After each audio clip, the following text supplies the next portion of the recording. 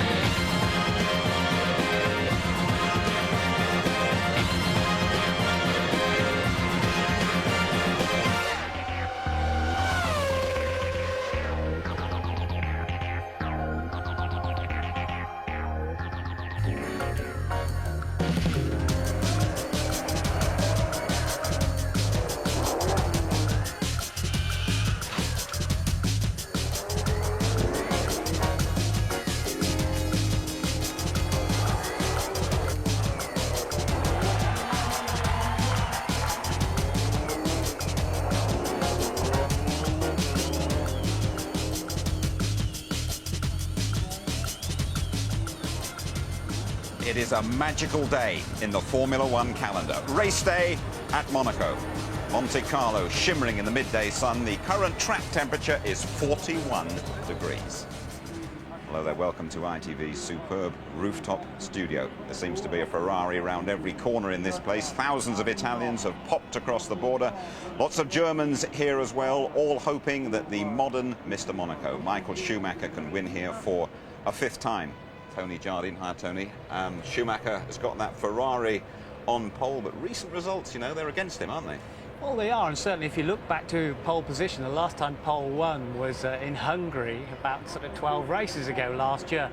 But also, it's not over at all. Even if you're starting from the front here, people have had quite big accidents. That includes Schumacher, that includes Senna in '88 when he was leading. Worst thing for Schumacher is way out front, he needs to keep his concentration very, very high. Yeah, David Coulthard, he went pretty well in the qualifying session. He starts on the second row. He approached the session in great shape, wasn't he? Quickest in the morning practice. Yes, yeah, and he's been consistently fast. He was very disappointed not to get on the front row, but we watched this footage from in-car. We'll see some a little bit later. It's absolutely mind-blowing. So smooth yet so fast. He says he was a bit hesitant on his first run, and that cost him dearly because later on he got affected by the yellow flags and the stoppages.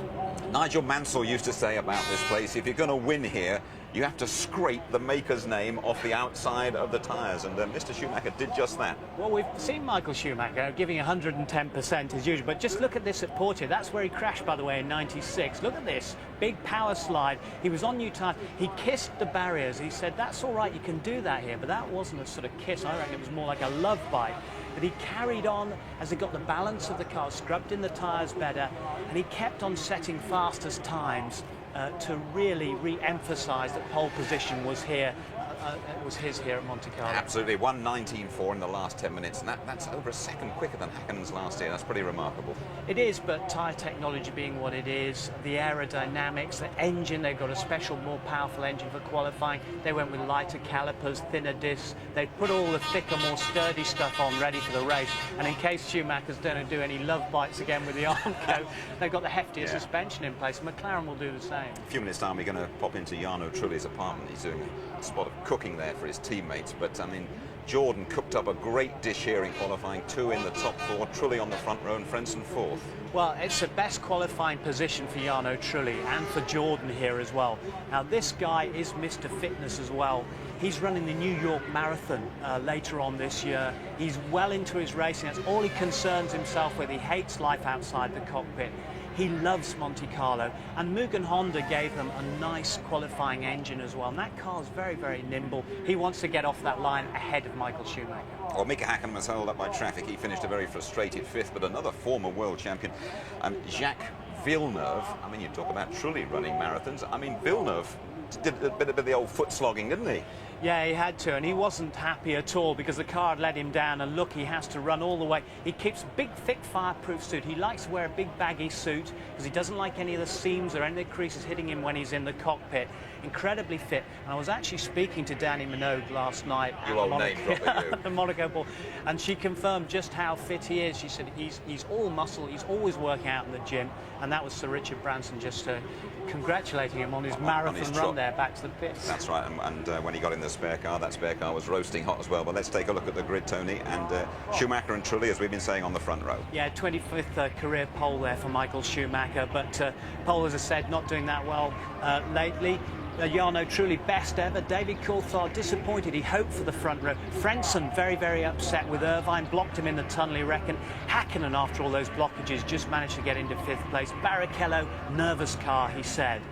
But still a very exciting grid. Alesi getting advice from Professor Prost. And Fisichella, well, he's doing quite well with a lighter car. Ralph, not so good that car, the BMW Williams, through the slower corners. Herbert had a crash. He crashed in warm-up. Wirtz had a crash. And this place bites, as they all know. Salo disappointed. Button's done a brilliant job. He hasn't been in the barriers yet at all. Verstappen, De La Rosa's been in the barriers twice. Villeneuve disappointed down in 17th. No grip or downforce from those two cars. Deniz, Zonta the same thing, lack of downforce with the BAR. And then we got Marzipan and Genet at the back in the Minardis. He's going to claim you one of these days about calling him that, by the way. Listen, we saw a little piece of Monaco history here last year. The first ever Ferrari 1-2, thanks to Messrs Schumacher and Irvine. Go, go, go, go, go! And Hakkinen pulls across. Schumacher gets right up alongside him as they go.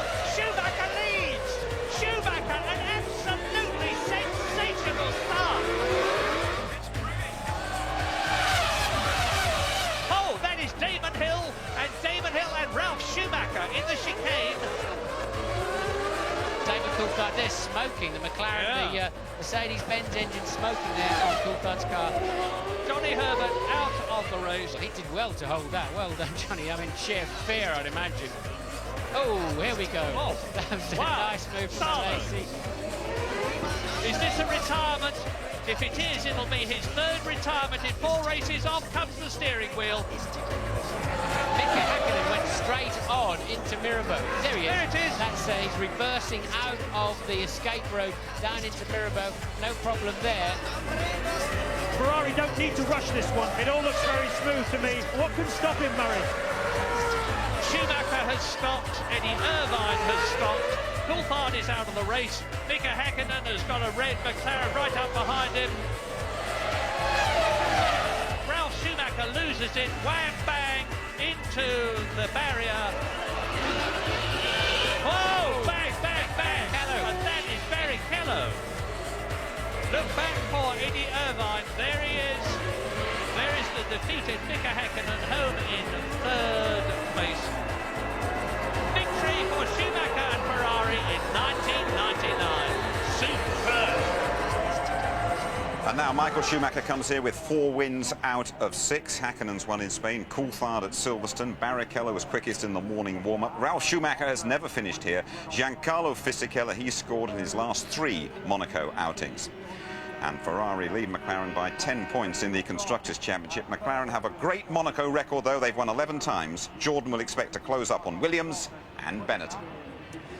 Now, if we peep over the wall from our very impressive ITV Erie, we look down on some excellent craft down there, and in the middle of it all, James Allen and his crew ready for a little spot of jetty walking. On you go, James. Thanks, Jim. Good afternoon, everybody. Yes, this really is the place to be at Monaco, and I can tell you that boats are very much back in fashion here. They've turned away an extra 140, and the whole place is completely jammed. Most of them, particularly over there, are the kind of corporate charters, the sponsors of the teams, entertaining their chairman and their chief executives. They've all got a pretty good view of the circuit. They've also got a big diamond vision screen which they can see the racing action as well. Now, boats are very much a must-have accessory for drivers and team owners. Michael Schumacher has a boat called Gina Maria after his daughter. Jean Alesi's boat is called Grand Prix, and this here is Eddie Irvine's boat, Anaconda S. Been a lot of life on there, as you can imagine. Some big parties this weekend. He spends a lot of time on that boat. And over on the other side is his old friend Eddie Jordan, has that boat there, and he tells me he's got another one on order, even bigger. They're all trying to get one they can land a helicopter on, apparently. Can you believe it? But the creme de la creme is over there. Flavio Briatore's boat, Lady Blue. He only uses it for 2 weeks of the year, and the rest of the time it's available for charter. Just 53 grand a week, I'm told. Bit steep for you and me, Jim, but I reckon Tony could probably help us out. Well, I don't know about that, James. I mean, that should buy us 10 minutes and a pedal around here, shouldn't it, I would imagine. Right, we're not going to take you around the harbour now. We're going to drive you around the circuit. It seems the slowest circuit of the year. It's the shortest one, just over a couple of miles, ever since they staged the first Grand Prix here back in 1929. This place is accepted as the ultimate driving test. Those barriers will bite you if you're not very careful. It's Martin Brundle to talk you around. David Coulthard is at the wheel.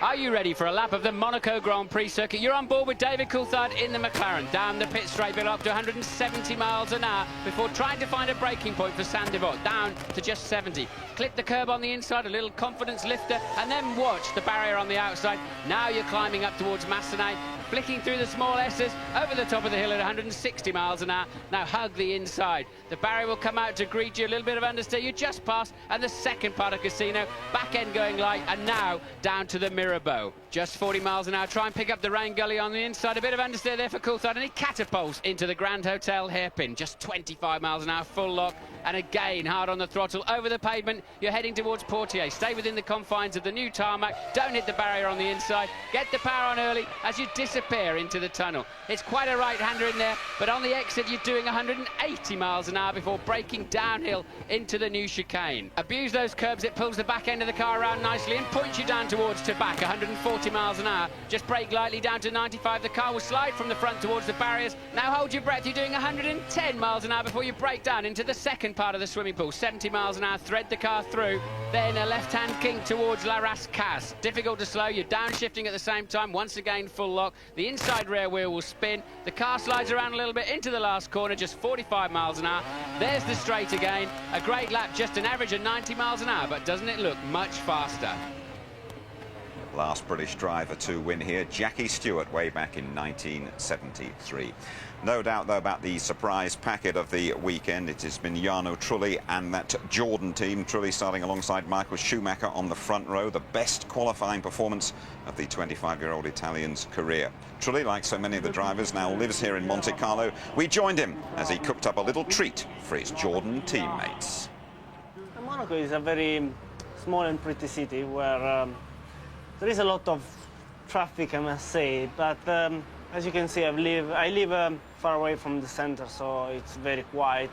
And there is just the only Monaco beach is right in front of my house, so when it's nice weather, I can go out, go straight to the beach and just relax myself.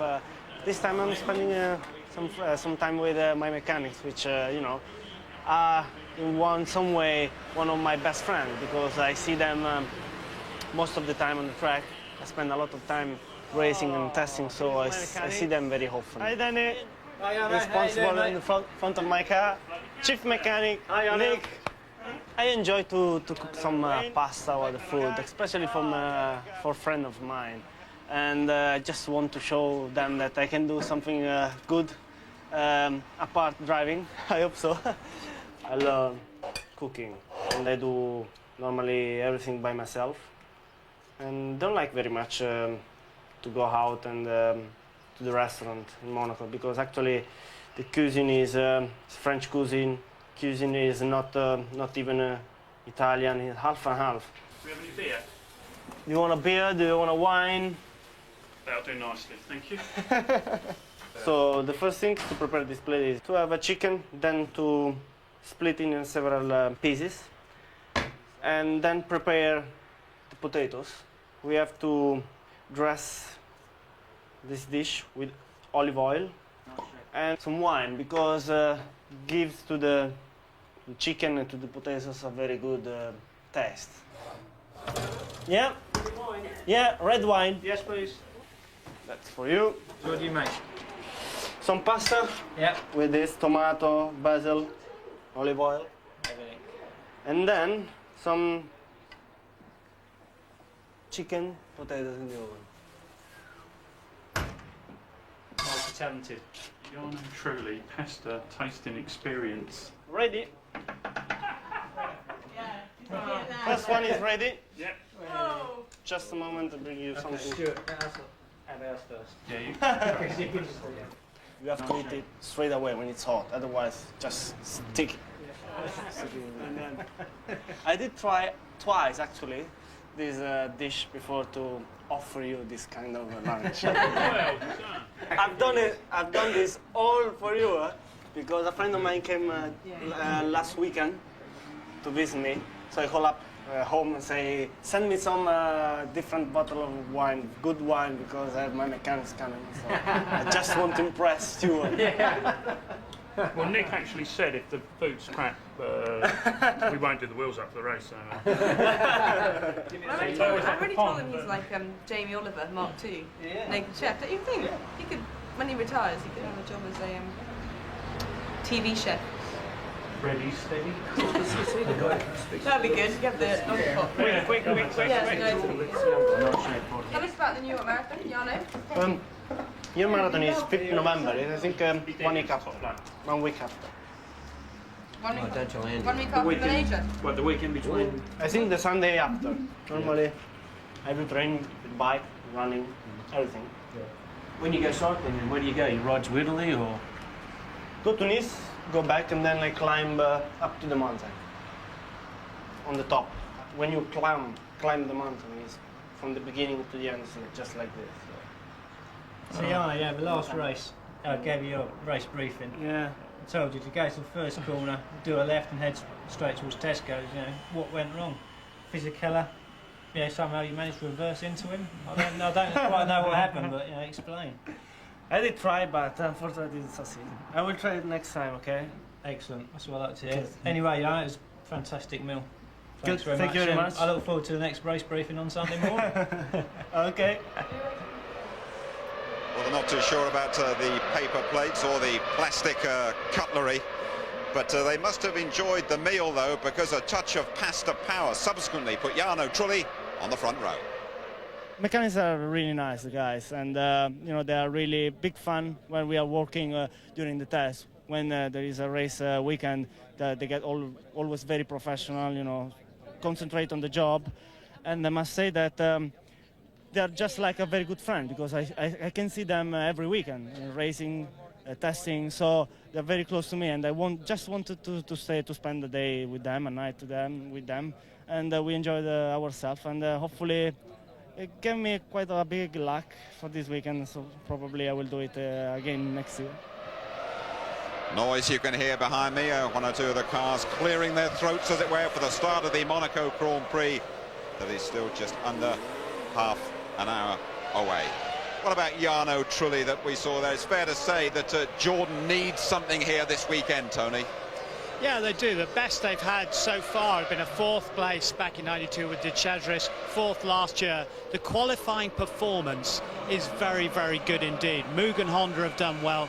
As I say, Nick Burrows is chief mechanic there. You've got a fast driver who delivers fast food as well. There's a great bonding, though, between the mechanics. Dino Toso is engineer, because they had difficulty with the setup of that car previously. They've got the car just right for Jarno, and hopefully in race trim, as it was this morning, it'd be right. He's on a good side of the track where it's very grippy off the line against Schumacher. Schumacher better watch out. It's going to be a very entertaining start. Thank you very much indeed, Tony. It's fair to say that all the noise around here on the Grand Prix weekend at Monte Carlo isn't everybody's cup of tea. A lot of the locals, they head for the hills and rent out their apartments for huge mountains of francs. But don't worry about it, Les Posers, the posers, they're still here.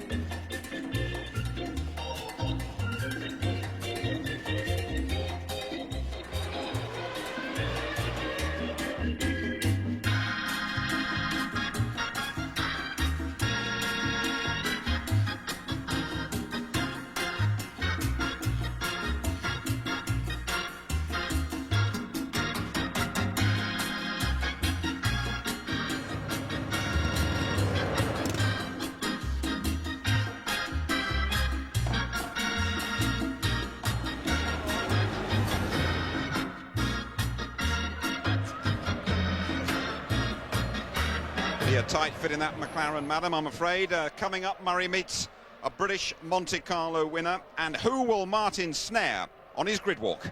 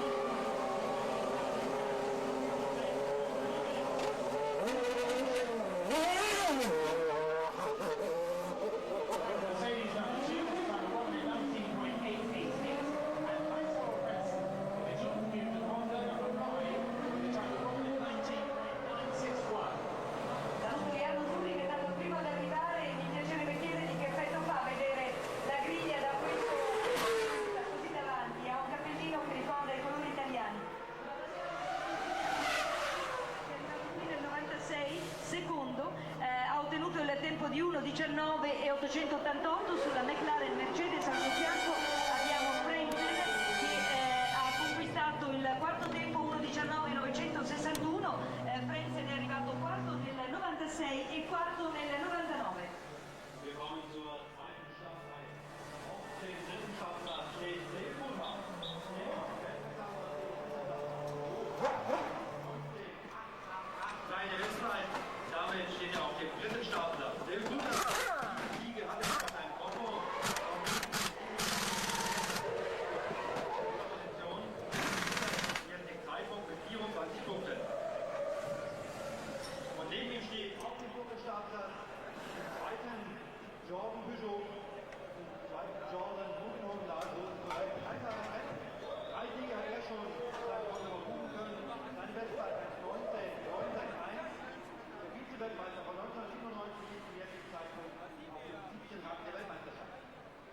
Jarno, truly, for the first time in your Formula One career, there's no cars in front of you. How's it feel?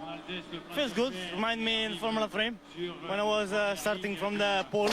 So it's a very good feeling, and hopefully this time I will be more lucky. Now, in a couple of the races, we've seen incidents on the first corner. What are your tactics going in there? I just want to do a very good start.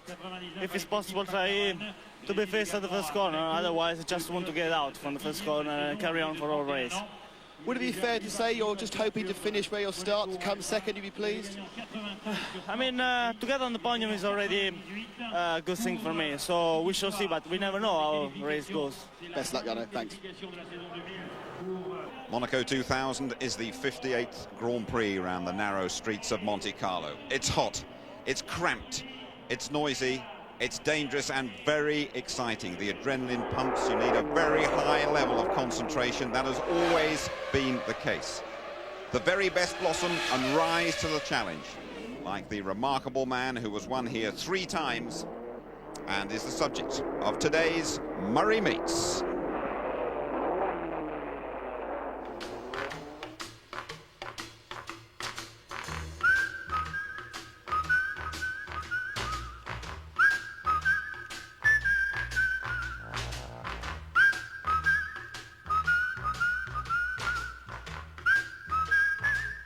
Do you think Grand Prix racing these days is better, worse, or just different? Different. I think it is far more sophisticated. I think what they achieve with these cars is remarkable. I think the sporting side of it has gone, which I think is a great loss. I don't think it hasn't spoilt the racing, but it's spoilt being part of it. I mean, when I was racing, it was really fantastic fun to be in there taking part. But I don't think today it's quite like that. I think you make up the bank balance. Do you think it's too professional? No, I think the trouble. I don't think it's too professional, and I think because it's so professional, I think it is spoiling it. Yes, I do. But that's because the technology is so good. It isn't because racing's bad. It's because they've made the cars so good, in the same way as they have aircraft and so on, that it just doesn't give them the opportunity of demonstrating, as a man like Fangio could, his skill. Now, what about safety? Because sadly, in your days, it was by no means unusual for 2, 3, 4 drivers a year to be killed, and thank heavens, touch wood, that just doesn't happen now. Safety has improved beyond recognition. But there are some people who think it's too safe. Well, I'm one of those, I'm afraid. I think that an important ingredient, as a driver, an important ingredient is the danger, because if you're going around the corner at 120 miles an hour and you manage to leave another man behind a yard or two, the feeling of exhilaration is enormous. If there was no danger at all, if you've got a safety net to catch you, I think that would be lessened. I think it's rather like salt and cooking. You need a bit of danger. I think the other problem, and it's much bigger than that, I think that because of the safety of the cars, now we're getting a contempt of danger, and therefore the driving, not the standard of driving, but the quality of ethics, if you like, is lessened. I mean, when you look at it, you can see that some of the best drivers in the world will push another driver off the road to 150. But that is because he doesn't think of danger. You wouldn't do that in my day. You wouldn't dare.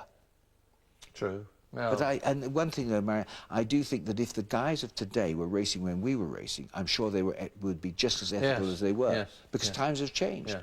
Now, I was going to say, you used to race against legendary names like Ascari and the great Fangio, who was a teammate of yours.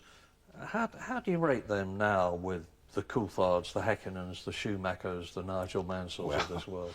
In my mind, quite honestly, in each era you get a man who's outstanding. I mean, to me, Fangio was the greatest. I think probably the greatest that's ever lived as a complete driver. I think Senna probably approached him in skill. I really do. Ethically, no, but then it wasn't required in his time. You can't say the man wasn't as nice as Fangio was, because it's a different life. And I think today, you've got Michael Schumacher, who I personally believe is in a class of his own. And I don't think I think that we've got to wait till another one comes along. Sterling, thank you very much. Thank you. And to endorse what Sir Sterling said there, Schumacher in a class of his own around Monaco. He's won 4 of the last 6 here. Senna holding the all-time record of 6 wins. Look at Häkkinen and Coulthard, just 4 finishes in 13. 12 the 22 drivers, including Jarno Trulli, who we visited, have homes here. Just a couple of wins from pole in the last 8 races. Schumacher on pole today, of course. The last winner from pole, though, Häkkinen in Hungary, and that was 12 races ago. OK, Tony, let's have a quick look at what happened in warm-up this morning. Rubens Barrichello went quickest, but the Jaguar of Herbert had problems. Yeah, I mean, they've been running quite well. They're over their engine problems. But on the exit of the swimming pool here, a broadside on for Johnny Herbert. He's 11th on the grid. That's not what he needed. Of course, the damage is minimised by going in sideways as opposed to frontwards, and then Jensen Button going off. Now, he has done an exceptional job. That's only a little whoopsie, and he gets going again. He's kept it away from the barriers, unlike many drivers here. Here we have Pedro de la Rosa, the 2nd time he's had a heavy off. And the first one was in qualifying at La Rascasse. Just shows you how the grip levels change, how easy it is to get offline, pick up dirt, and off you go into the barriers. Absolutely. OK, let's hear from some of the drivers now, shall we? Starting with Michael Schumacher, whose Ferrari is on pole.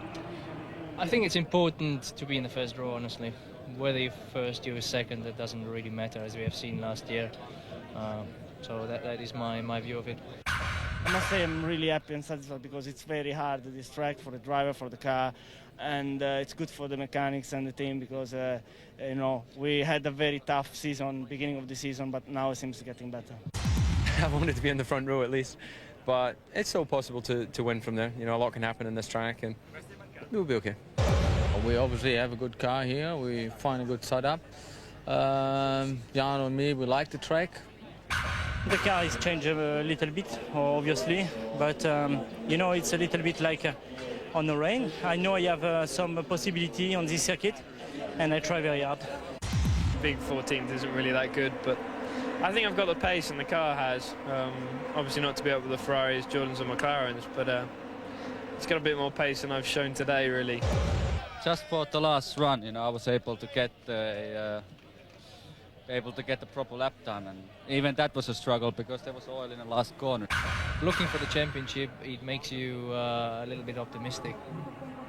This fella finished 2nd behind Michael Schumacher. What was it, 1994, wasn't it, Martin? Nice to see you behind the mic down there, ready to go, but I reckon this is the circuit you want to drive, don't you, above any other? I did, I loved it here, but there's a lot of people here also love to watch this sport. I thought normally we get a lot of movie stars here from the Cannes Film Festival, but that's long over, and well, I'm really shocked. I thought they came just because they love Formula One, but obviously not. But still, look, show them Andy, show them the people here have got a fantastic view of the start line. They can see exactly who gets away well or who jumps the start, whatever. But I have to say, doing a grid walk on this grid just terrifies me because every time I turn around, you can see absolutely nothing.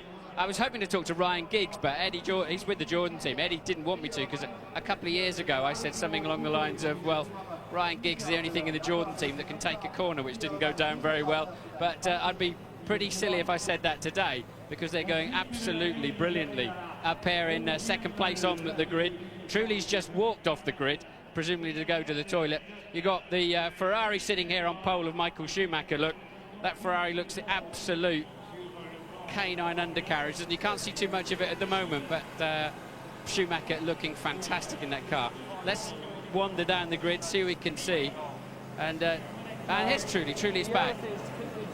Jarno, chance for a quick talk, ITV.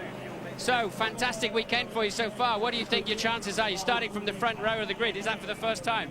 Yeah, it's a very good feeling. I think I got a very big chance to be first at the first corner because we usually have a very good start, and we will see. The race is going to be very tough for everybody and very long. You think it'll be tougher mentally or physically? On both sides, because the track is very narrow, very tight corner, can be, you know, slippery. So we really we need to have a very high concentration. So for once, you don't have to look at all of the other cars to know when to go. You can just watch the lights and concentrate on your own start.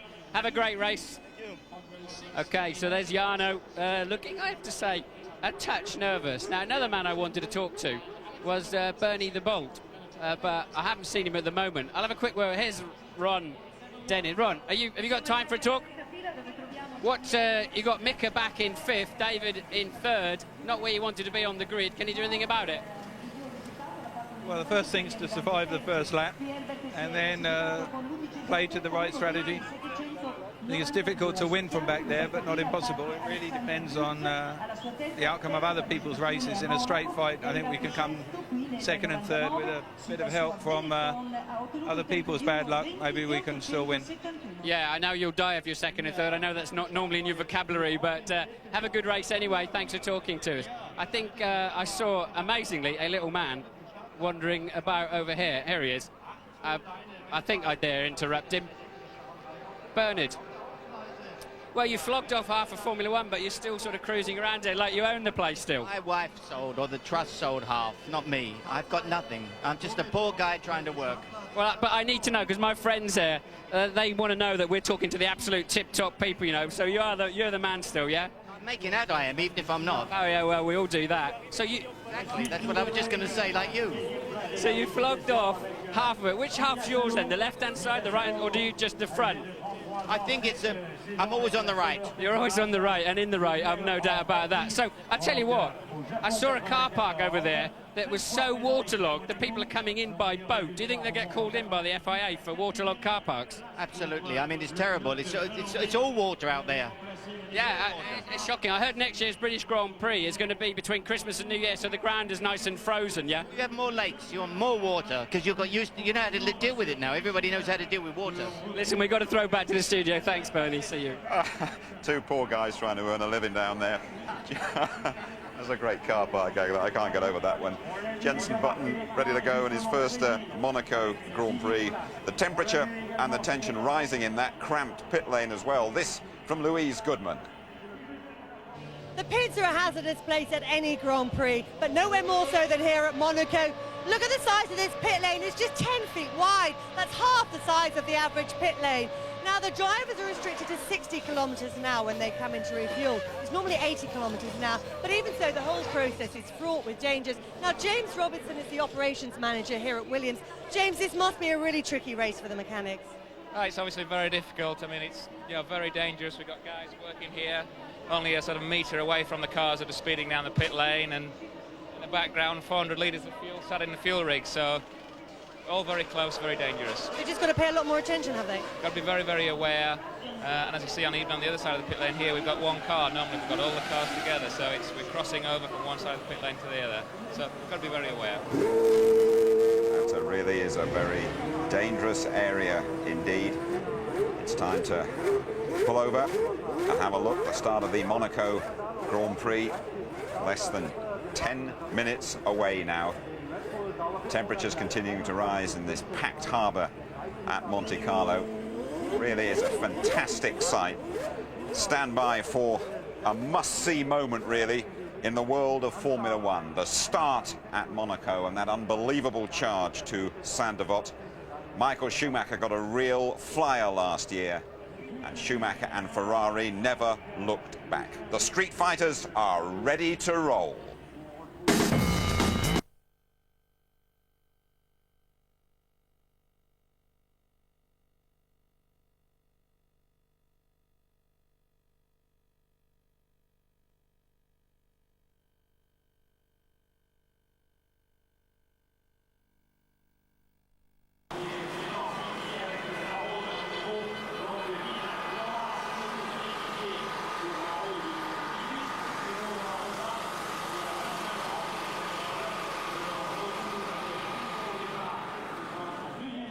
Ici à Monaco, l'année dernière donc il n'avait pu terminer l'épreuve. Pedro La Rosa donc sur la différence 18.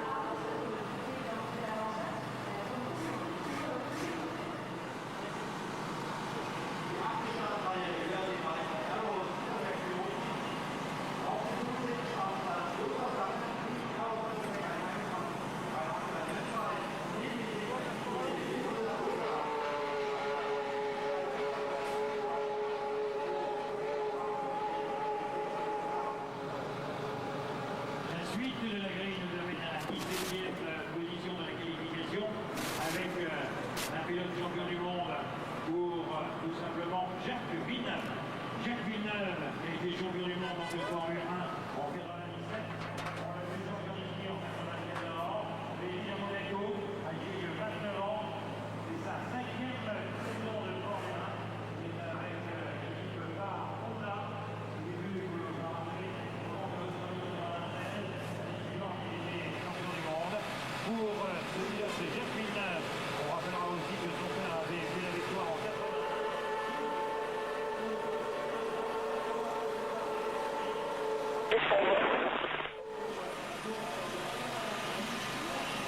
Vous voyez avec si vous l'avez vous.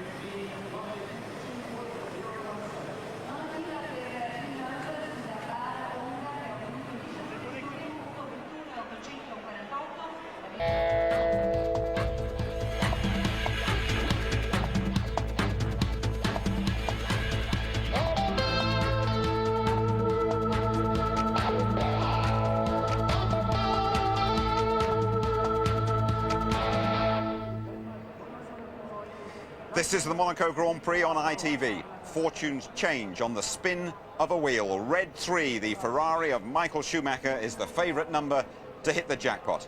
Let's join our two high rollers, shall we? Martin Brundle, again the Royal Television Society's Sports Pundit of the Year, and Murray Walker. Afternoon, Murray. Afternoon, Jim. Well, this is Monaco as I remember it, because it's 2 weeks later this year, and just look at that fabulous picture. The sun is shining, the sky is blue, it's hot, hot, hot. There's fantastic tension here, and like the punters at the Monaco Casino, I am looking for a miracle here in the very near future. The miracle will be if they all get round that first corner at the bottom left of the map on your screens, to the left of the letter F, because that is the notorious Saint-Devant that you are looking at now. Soon 22 cars will be arriving at that in one solid lump, with 800 horsepower propelling each of them. It's a very different grid this year.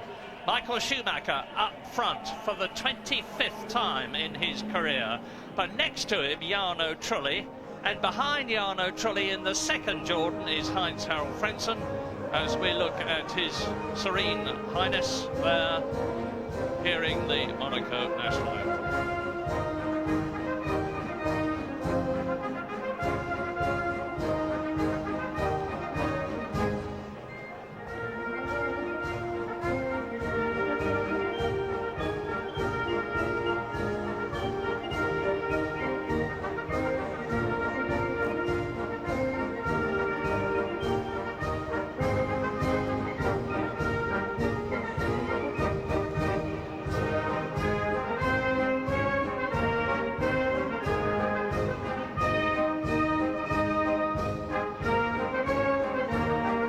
So, 77 last week, Prince Rainier, one of the younger fellas as far as I'm concerned. And I was saying I'm looking for that miracle, and they are going to get all round the corner on the first lap, because the tension here is going to be absolutely terrific. It is now, but they need an enormous amount of concentration to last 78 laps of this race. Only 8 cars finished last year. It's tremendously tiring.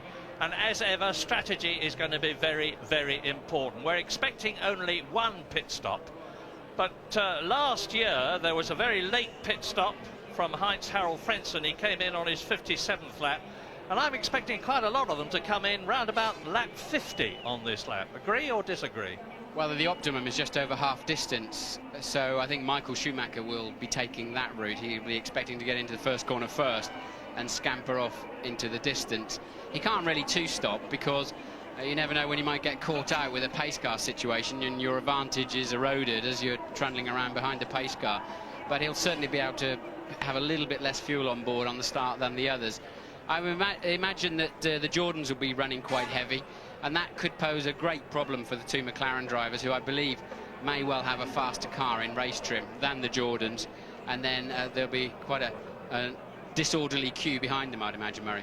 Yeah, the real problem is the midfield. It's whether people like Jenson Button, who's down at 14th, Mika Salo, Wurtz in front of him, Eddie Irvine, who's in 10th position, even Ralf Schumacher, who's an excellent 9th in the Williams BMW, are going to get round that first corner. Those were the eyes of Jarno Trulli. Here is David Coulthard, third on the grid, and in front of David Coulthard, the Scarlet McLaren of 4 times Monaco Grand Prix winner Michael Schumacher.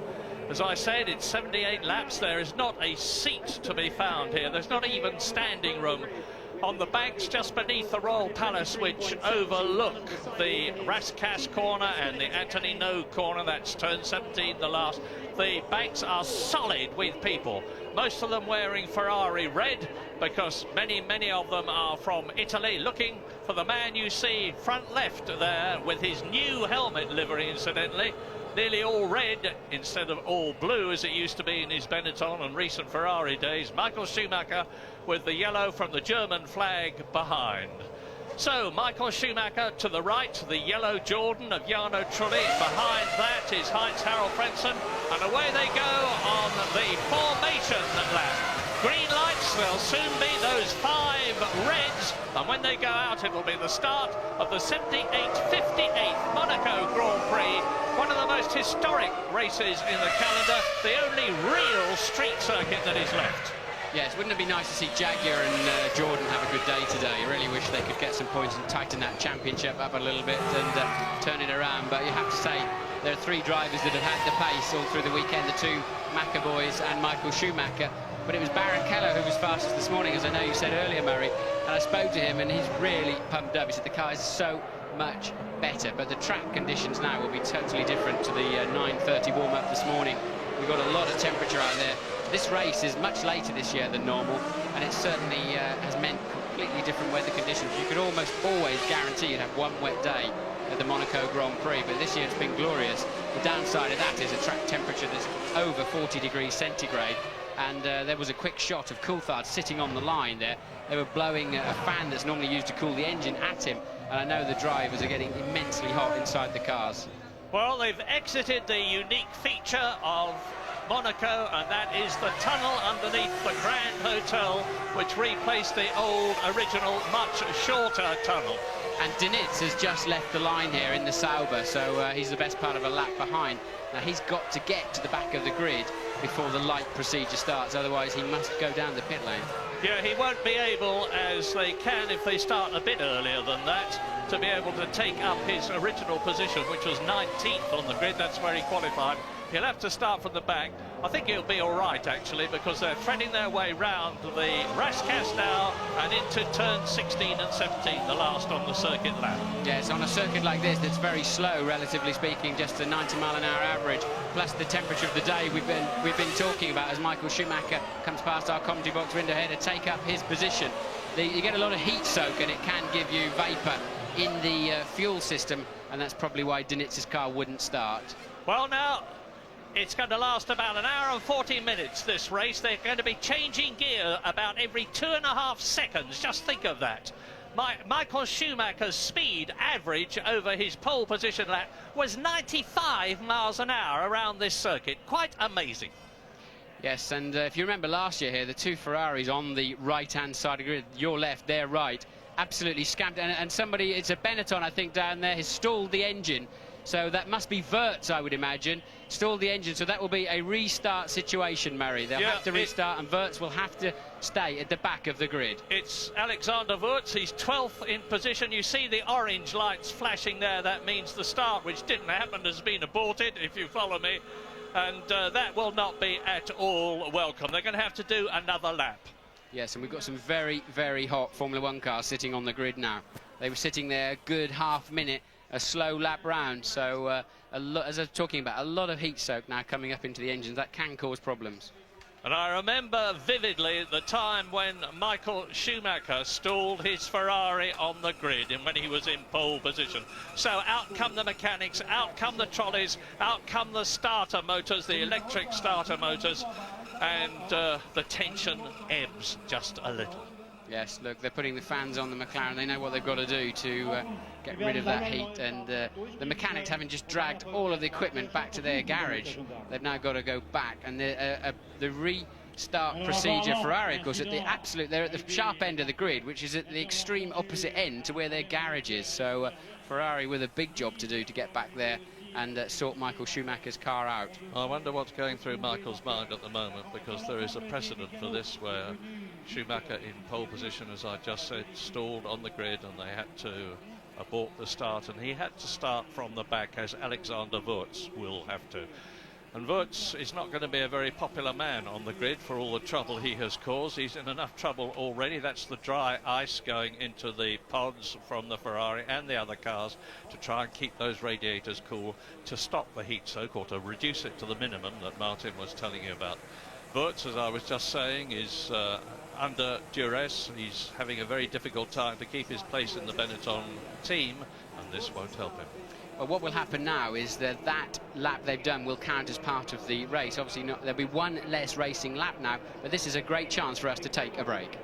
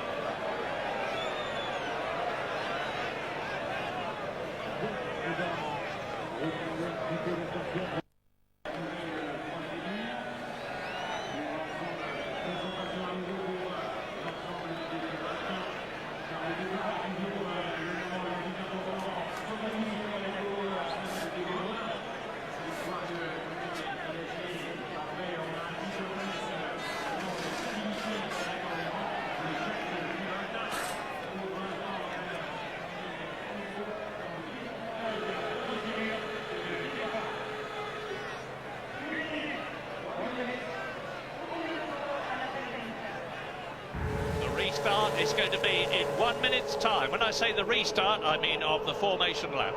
Yes, 14:08 local time. We think they're preparing Wurz's spare car in the pits because it seems as if the car was actually smoking. You can see the gap down there. It's gone now where Wurz's car was.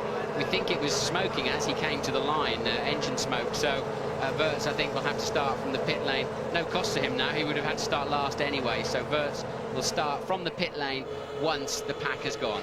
And remember, it's not going to be a 78-lap race now. It's going to be a 77-lap race.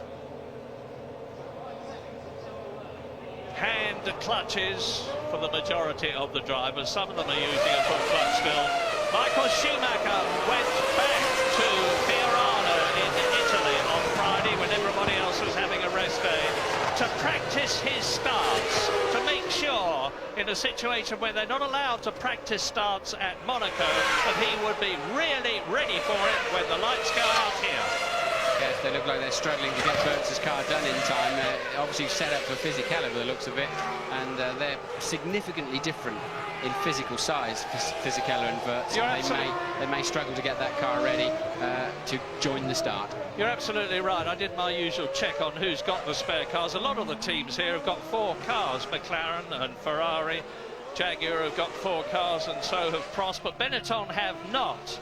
And the car is set up for Giancarlo Fisichella, who's much shorter and stockier than the tall, lanky Alexander Wirtz. It normally takes them about 12 minutes to change the car, to change the pedals, to change the seats, to change the safety belts and everything else that they have to do. I think they'll probably be all right. But now you see the pits are being filled up, the pit lane is being filled up because the circuit itself has been vacated. Well, the Italians call the spare car the muletto, the mule, I guess, but I'm not quite sure why we all call it the T car. I didn't know that once, and I can't remember now. You would throw that one at me. It's training. It's the training car. That's the one, is the training car, Martin. Yes. Sorry to drop that hot potato on you. I was ready for it, actually, because somebody asked me exactly the same question yesterday. They also asked me why... No, I won't tell you that now. Because they're coming through at the end of the formation lap, the second formation lap, for the start of the 77-lap Monaco Grand Prix of the year 2000 Y2K, with Michael Schumacher in pole position, with Jarno Trulli, who said, and you heard him, I make a good start and I would hope to be leading into the first corner. Yes, but I think Trulli was nervous in the press conference straight after his front row qualifying yesterday. I thought he was nervous when I spoke to him, and the last thing he needed was a false start, because that's the period of time where it's most difficult to keep yourself under control. Yeah, and this is Michael Schumacher's 133rd Grand Prix. He has won 39 of them, only 2 less than the great Ayrton Senna, whose points total he has already succeeded beaten to become the second highest in history. And the Monaco Grand Prix is... Go, go, go! Schumacher gets away. Trulli slots in front of David Coulthard, and the grid order is maintained with Heinz-Harald Frentzen in 4th position. But Mika Häkkinen is still in 5th position, so there is no change as they climb up to the Hotel de Paris, round Massenet, the left-hander, through Casino Square. Yes, everybody got away very poorly, and I'm not surprised. The red light was on for so long there. The red light seemed to be forever going out, and I'm sure all the drivers were champing at the bit there. It's unusual. And normally it's just over 3 seconds and it's away. And there's Häkkinen making a good move on Frentzen. Red flag. Well, I think the computer is out, Murray. I think that's probably why it's a red flag. Well, there's no data come up. They've gone... Oh, look at that. Well, this is the worst possible thing that could happen at Monaco. First of all, we get an aborted start. Then we get the computer sticking and the race restarted again. Now we've got this kerfuffle, and let's have a look and see what it's. The 2 arrows, you see. That's Jos Verstappen in the orange arrows, who was nerfed from the inside there. Now, by Button, I think it was Jenson Button gave him a little tap on the back wheel there as they went into Grand Hairpin there. So, but we've got no data on the computer at all as they've gone through the various sectors on this lap, and I suspect there's been some kind of power failure. I can't... Certainly the red flag was out long before this little car park. Well, the whole of Formula One, like the whole of our lives these days, seems to be controlled by computers. The cars trip a computer mechanism as they cross the line so that we all get their times and the gaps in between. And in many ways, the old way was the best, but not here today. Well, they're going to have to send men out with starters. They can't haul all of those cars off the track. They'll have to switch the cars off. They'll be fried in about a minute, which they've already had much more than parked there at Grand Hotel Hairpin. Nobody got away well. I think everybody was surprised just how long the red light stayed on. Ralph, a reasonable start there, but sort of general chaos. They did well to all get through the first corner, but if they're still down there at the Grand Hairpin, they'll have to switch the engines off, and they can't just crane them off the circuit. They'll have to send men out there with starters, I would have thought. Well, if Jarno Trulli was a bit nervous, you thought before, Martin, he's going to be even more nervous now, as we look at him sitting in the Jordan in the 2nd position on the grid. Michael Schumacher, of course, has been there, done that, whatever it is in Formula One. and he's a very cool, calm, collected customer anyway. Well, there is the Jordan being... This is the third time that a Jordan has been involved in a real happening this year, because Pedro de la Rosa went into the barrier very heavily this morning. That looks a bit like an Arrows to me, but here's the car park that we were talking about, and they've switched them all off. They had to. As I said, the engines would just melt, and I really think they should allow the mechanics out there to start those cars up. David Coulthard climbing over the barrier. Yes, I'm sorry, an orange Arrows that was being craned off the circuit. And the Arrows team has had a very tough time here altogether, because Verstappen's been off. You can see the blower there pushing cold air, because there's an ice box there as well, pushing cold air into the engine compartment of Schumacher's Ferrari. Yeah, it's because the overflow system on the radiator system is just like your road car. It'd be a total loss system if they get any expansion, and obviously they can't get that water back in, can't get any water back in. In fact, at this point, if they're declaring a restart, they can't add anything to the car whatsoever, certainly by way of fuel, or change the tyres. But I'm going to be very... This is an unusual situation, I have to say, but I'm going to be very surprised if they basically make those drivers abandon those cars. That's Genet's car that you're looking at now, the Minardi of Marc Genet, who's straddling the cockpit. You can see his left leg is out and his foot is on the ground, his right leg is in the cockpit. There's a Prost down there, there's Jenson Button's car, there's the Sauber in the background. Behind the Sauber there's one of the two BARs, and then finally Mazzacane in the second Minardi. News from James Allen. Yeah, Murray, I'm down here in the pit lane, and there seems to be a lot of confusion. I've talked with Ferrari and McLaren. They have no idea why this race was stopped before the incident at the Lowe's hairpin. I'm now with Eddie Jordan. Eddie, can you shed any light on this?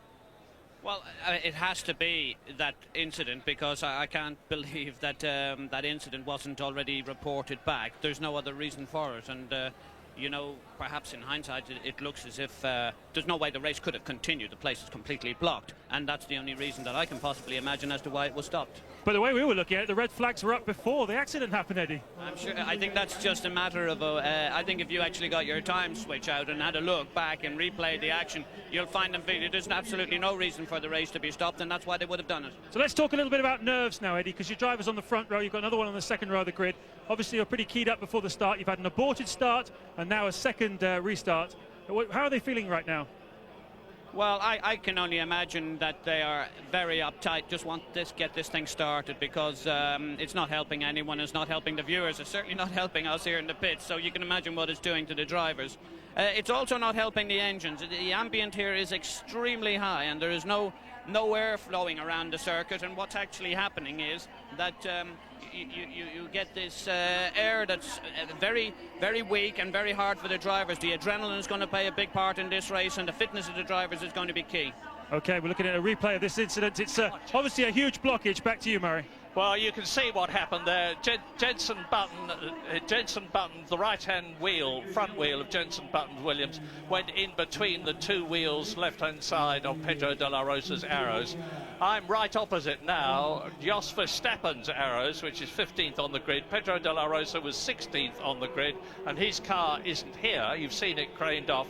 So if they've got the third Arrows ready, and remember it was virtually destroyed this morning and they've got no replacement, they haven't got four cars here. There he is running in. He will have to turn out in the car that's been rebuilt since this morning, and that is Jenson Button running in. So Williams have got four cars here. I think Eddie Jordan was probably right. I think the first we saw of that incident was as a replay and not real time. And there was certainly no red flags hanging out at Grand Hairpin before as they had that incident on the corner there, so that could well have been the red flag situation. But there certainly was no computer information up here, and we get the same stuff as the teams by and large. And also I'm very surprised that red light was on so long on the grid, so maybe there's other problems as well. And there's the drivers all having to scamper back. We're going to find out what's happening. We'll be back very shortly.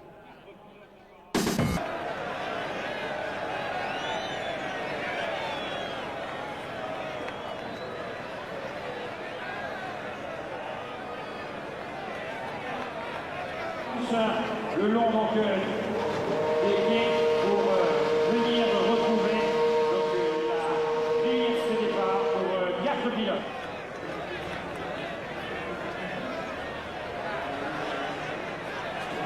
Il y a la tribune 4 qui va certainement encourager tous ces pilotes.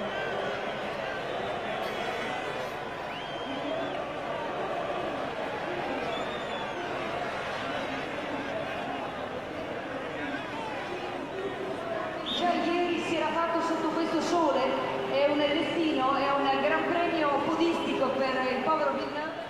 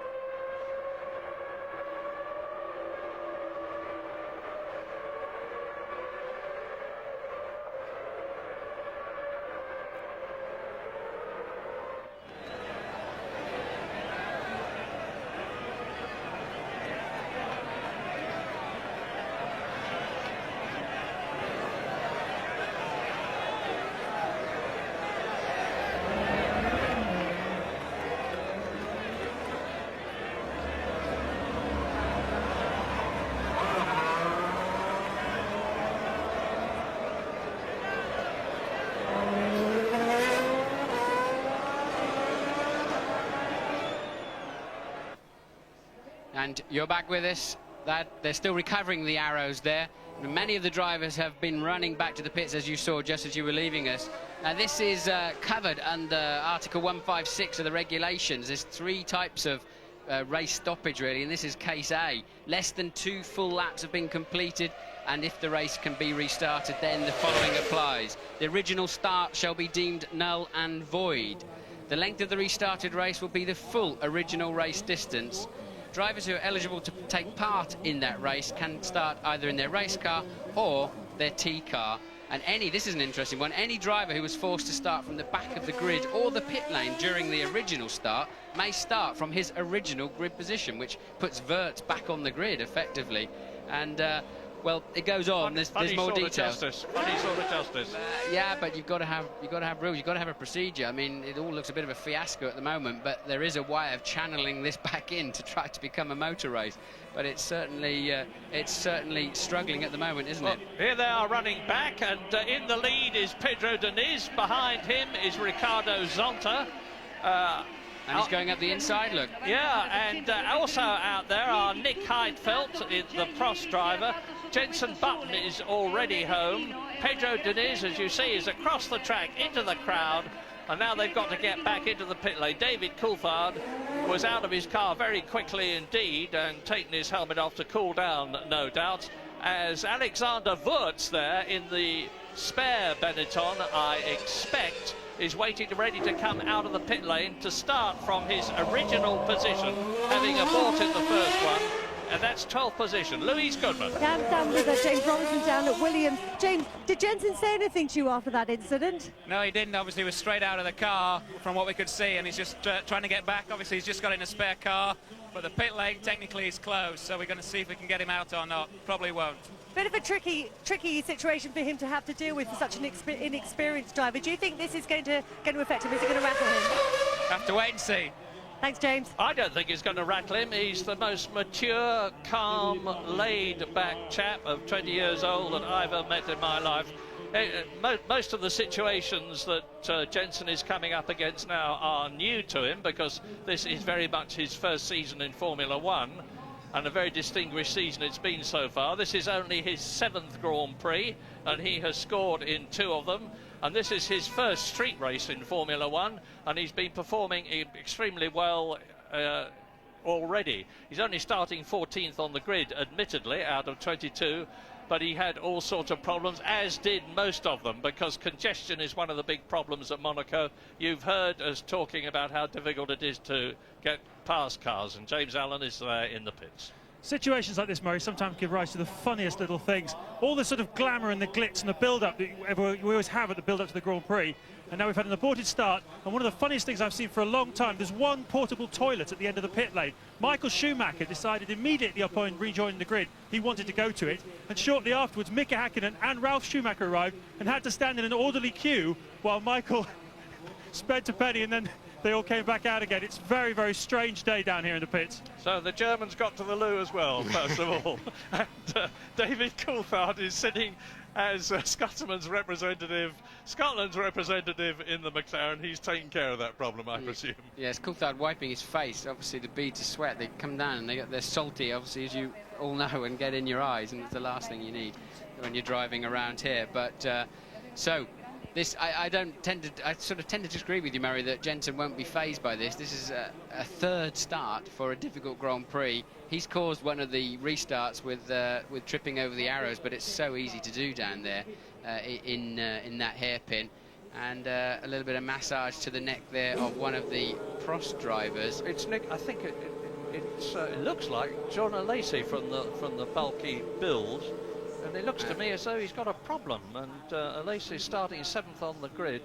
It's just a bit of relaxation stuff, I think. It is John Alesi. Incidentally, it gives me the opportunity to say, as I said in qualifying yesterday, that there's a pretty fraught situation at the Prost organisation, because their technical chief, Alan Jenkins, has left, and the entente cordiale is not at all cordial. There's a very fraught atmosphere there.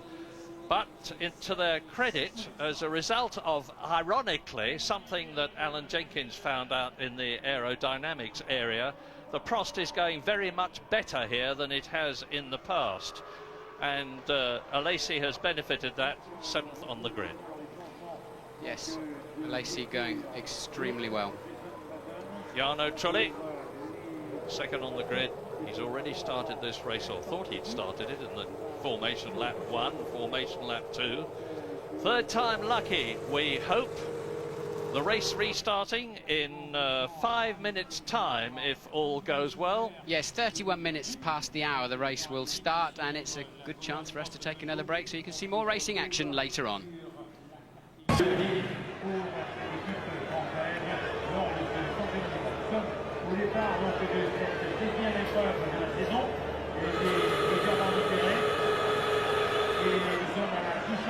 De troisième épreuve du championnat du monde depuis 1950.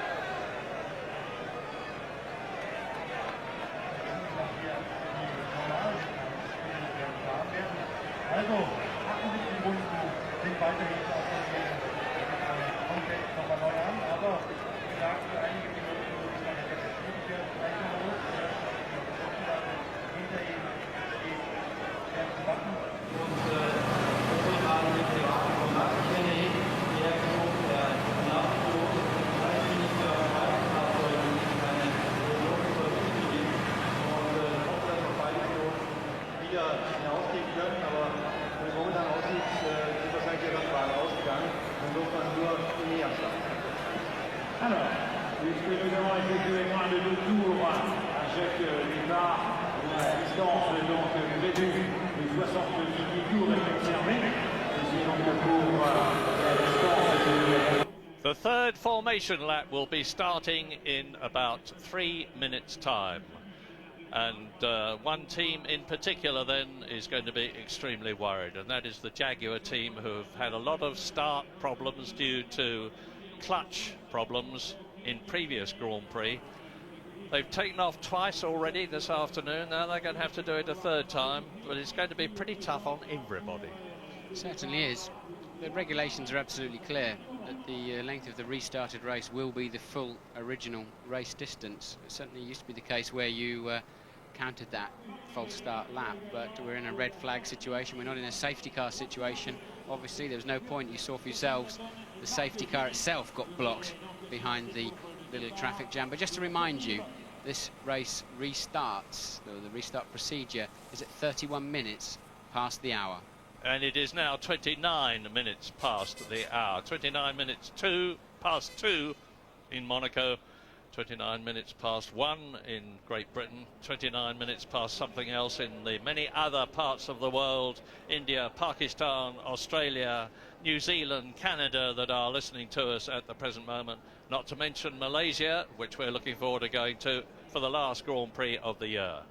Well, the spectators, and there are thousands and thousands, must be a record crowd here at Monaco. I have never seen the place as full as it is now.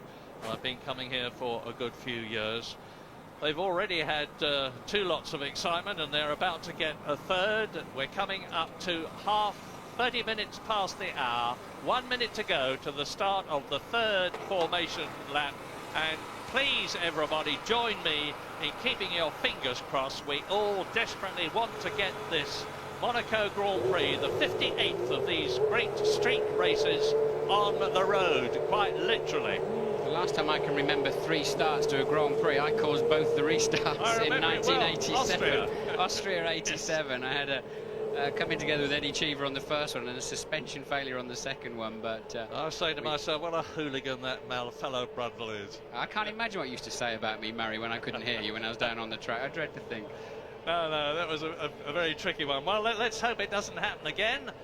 14, 30, 34, 35, 36, 37. We're coming up to 31 when Michael Schumacher will let in the hand clutch, and away will go the Ferrari to lead the rest round. Well, if you thought it looked a bit skinny down the far end of the grid there, that's because we're expecting Wirtz and Button at least to be starting from the pit lane, and Denitz probably not even in the race at all. Because we've seen his car parked down at the station hairpin. Away goes Schumacher.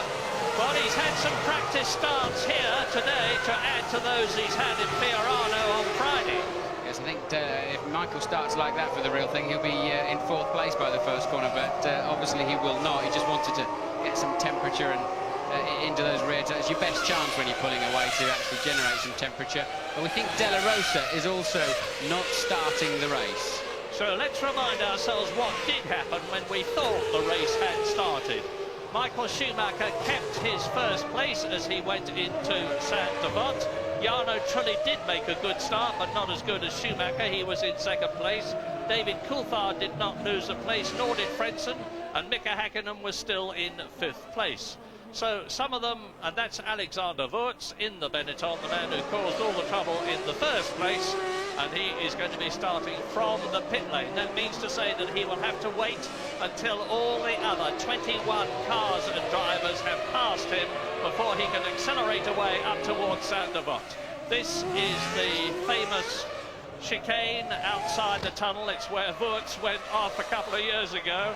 We got that fantastic shot of his nose of the Benetton harpooning the bales between him and the Armco barrier. There is Barrichello, there is Alesi, there is Fisichella, that is Ralf Schumacher. Eddie Irvine is starting 10th on the grid. His teammate Johnny Herbert will be 11th. They're coming down to the Rascasse underneath the red bridge. Then there's a little curving right, that's Jenson Button sitting. He's going to be starting from the pit lane as well.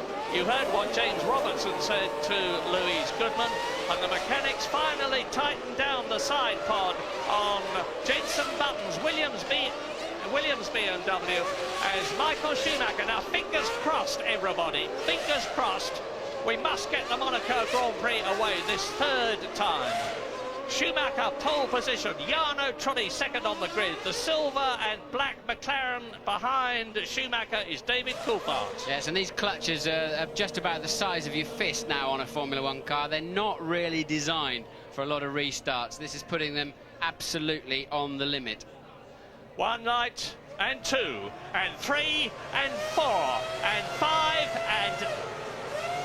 Come on, out! Go! Schumacher good again! Trulli good again! And Frentzen slots in front of Häkkinen, so the grid positions have been maintained. Are they going to get round Sandervoort? Yes, I think they are. Schumacher leads. Trulli, Coulthard, Frentzen, Mika Häkkinen into Massenet, into the Casino Square. Now they're coming up to the point where we had problems at the station hairpin. They turn into the Mirabeau, drop down towards the station hairpin, and this is it. Yes, Ralf Schumacher, the main mover there. Ralf Schumacher getting a good start for the second time, and I think he has catapulted past John Alesi. Barrichello there behind Alesi, so Barrichello a poor start. Yeah, Barrichello only qualified 6th on the grid. He's been passed by the mercurial Jean Alesi in the frost. Up into 6th position, a potential points position, but we've still got 77 laps and a bit to go as they come down to the chicane for the first time with Michael Schumacher in the lead. Jarno Trulli is still there. David Coulthard treading on his gearbox, and they stream through. Absolutely critical this into the swimming pool section. They approach it at some 100 miles an hour. And this is the Rascasse, and look at the gap already between Schumacher and Trulli. Yes, critical there for Michael Schumacher. He needed Jarno Trulli to get away in front of Coulthard. That's going to give Schumacher such a breathing space, unless Coulthard can do something about Trulli in these early laps. Otherwise, you just settle into a rhythm. But you've got to take such a risk to get past him. He needs the championship points, but he also needs to try and win this motor race. And he's got to keep some pressure on Michael Schumacher if he can. And look at the lead Schumacher's got. Yeah, the worry man is Mika Häkkinen. Worry because he's worried. He's in 5th position. He did not make up any places at the start. Look, he's still locked in behind the Heinz-Harald Frentzen as Schumacher leads and is increasing the gap between himself and Jarno Trulli. And Mika Häkkinen is looking all the time as he comes down to the station hairpin for a way round Heinz-Harald Frentzen as...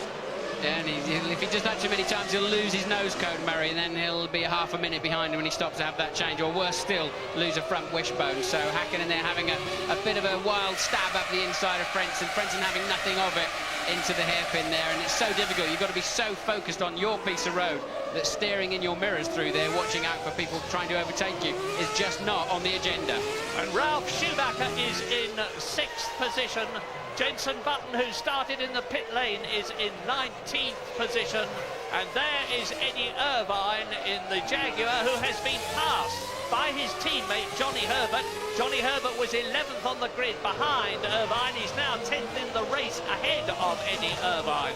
So, there is Trulli, there is Coulthard, and Michael Schumacher is disappearing from sight as they go through.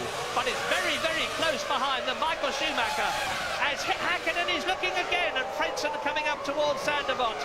But the German Heinz-Harald Frentzen and the Jordan Mugen, which is going so well here, knows this course very well indeed. He lives in Monaco, as does Mika Häkkinen, and he knows that if he places his car correctly, it's going to be virtually impossible for the Finn to get by. And now Mika Häkkinen is 5 seconds behind Schumacher. Yes, possibly Häkkinen's car's a little bit lighter to try and get him through the traffic early on. But one thing's for sure, he's certainly got a faster car and he can't do anything with it at the moment. I was wrong about Denitz not starting. He's in 14th place. But Button and Burtz did start from the pit lane, then 18th and 19th, as you've already said, Murray. And De La Rosa is the only one actually not in the race. So 21 runners at the moment. Through the tunnel, into the chicane, there is Ralf Schumacher. And you can see the gap between himself and Mika Häkkinen, and it's not very much. As Jean Alesi follows Schumacher in 7th position, ahead of Rubens Barrichello, who has lost 2 places. Very disappointing for the Ferrari driver, because he qualified in 6th place. He was fastest in this morning's warm-up, declared himself happy with the handling and the balance of the Ferrari, but never, in spite of that, he has lost 2 places in this race. And losing them is not too difficult. Getting them back is mighty difficult. Yes, just to remind you why Häkkinen's down there. He had a poor first run in qualifying, and then traffic really for the next 2, and a fairly mediocre last effort, still struggling a little bit with traffic. So Häkkinen lucky in a way to qualify 5th, but it's compromised his afternoon. And look, Michael Schumacher, as we thought, scampering away, a well over 3.5 second lead already. And remember, Michael Schumacher's already won 4 of the 6 races this year, with the declared objective of taking Ferrari back to the top in terms of winning the Drivers' Championship. which they have not done since Jody Scheckter did so for them in 1979. It's been a long, long haul, and there's news from James Allen. Yes, this is just what McLaren feared, not least because they got Jarno Trulli in front of him, but more importantly, he's the only one of the leading gaggle that's on the super soft tyres. And what we've seen throughout the weekend is that they go off, they understeer terribly between the 2nd and the 7th laps of running. So this is going to mean that Trulli's going to hold them up even more, while Schumacher is able to pull away. It's exactly what McLaren didn't want for that reason. You can see how close it is, and here are the top 10 on lap 4 out of 78. Schumacher leading by 3.5 seconds. Jarno Trulli is second, half a second ahead of David Coulthard. And there they are. 4th is Frentzen, 5th is Hakkinen, 6th is Ralf Schumacher, 7th is Jean Alesi, 8th is Rubens Barrichello, 9th is Fisichella, Johnny Herbert is 10th, and Eddie Irvine in the second Jaguar is in 11th position. Jenson Button is still down in 19th position. Coming up the hill towards us, it's Frentzen and Hakkinen and Schumacher and Alesi, and then Barrichello. Here is Michael Schumacher, 4 times a winner at Monaco. Yes, and his car's been so reliable. When you think back, other than that brake problem in Silverstone last year, I think the last time Michael Schumacher's car failed him and had any kind of engine blow-up was in Melbourne 1998. So we know he's got a super reliable car. We also know that Jordans tend to run a very big fuel tank, and they tend to run very long. So they're sitting quite pretty at the moment. Hakkinen, if anything, just falling slightly away from Frentzen. Don't know if he made a mistake on the last lap, but Hakkinen not exactly carrying Frentzen. He's 9/10 of a second down. Well, Frentzen was 4th last year, and he came in on lap 57. Here he is coming towards us. Hakkinen can do nothing about him, nor can Ralf Schumacher, Alesi, Barrichello, Fisichella, Johnny Herbert you just saw coming towards us in the Jaguar, and we're on lap 5, still an enormous distance to go. The crowd has settled down. It's very hot indeed. As I talk to you, the track temperature remains at 40 degrees as the leaders round the Rascasse. Now, Schumacher is putting up fastest lap after fastest lap. He's just gone round in 1 minute 24.3. The fastest lap last year was 2 laps quicker. Mika Hakkinen. Dream scenario for Michael. He took 1.5 seconds out of the opposition on the last lap, 2 seconds out of Frentzen. So Michael with the track to himself, the car working beautifully. He's just enjoying himself. He, as far as he's concerned, there's nobody else around this afternoon. It's a private test at the moment. Yeah, and it's not as though he is a new boy. Far from it. He made his first sparkling appearance in 1991 at the Belgian Grand Prix, driving for Eddie Jordan. That lasted 1 race before he was snaffled by Benetton. So he's very much a veteran now, and 4 times the winner here. Well, Coulthard's got to get closer than that to have any chance of overtaking Trulli, but then he's really got 2.5 opportunities. One's coming out of the tunnel into the new chicane. The other is after the casino down into Mirabeau. If Trulli's got to wear Trulli down, or you can have a very wild stab up the inside into Grand Hairpin, but there's a good 50-50 chance that one will end in tears. Michael Schumacher nearly 6 seconds ahead of the yellow Jordan there of Jarno Trulli. You can see how close David Coulthard is, but then Frentzen is 3.5 seconds behind Coulthard's McLaren. Out of the Anthony Node corner, up towards Sandevot they come. Frentzen has got Hakkinen snapping at his gearbox, but the Finn can do nothing about it. Ralf Schumacher coming up the hill towards us in the BMW is in 6th position. But this race is a long, long way from being finished. We're on lap 7 now, another 71 laps to go. Yes, Coulthard wasn't able to run this car in the warm-up. It failed, so he had to run in the T car, and he was still making adjustments to it on the grid, even after the reconnaissance laps to go round to the grid. So it seems to be working well, but obviously he can't move with the Jordan in front of him. Now, this is the sort of drive I've been waiting for a long time to see Jarno Trulli have the opportunity to have. He was absolutely brilliant in karts. He went straight from karts to Formula 3, and he was the German Formula 3 champion, which may seem a bit odd for an Italian, but that was the series he was driving, and there's Michael Schumacher leading. And Jarno Trulli won the German championship and then went up to the Minardi team. He actually led the Austrian Grand Prix 3 years ago in one of his first drives for the Prost team, and now he's in a car that can at minimum give him second position if he stays where he is. But I'm also asking myself, how much longer can the two Ferraris go on being as reliable as they have been? As you heard from Martin, it's over 30 races since Michael Schumacher went out with any kind of a mechanical function.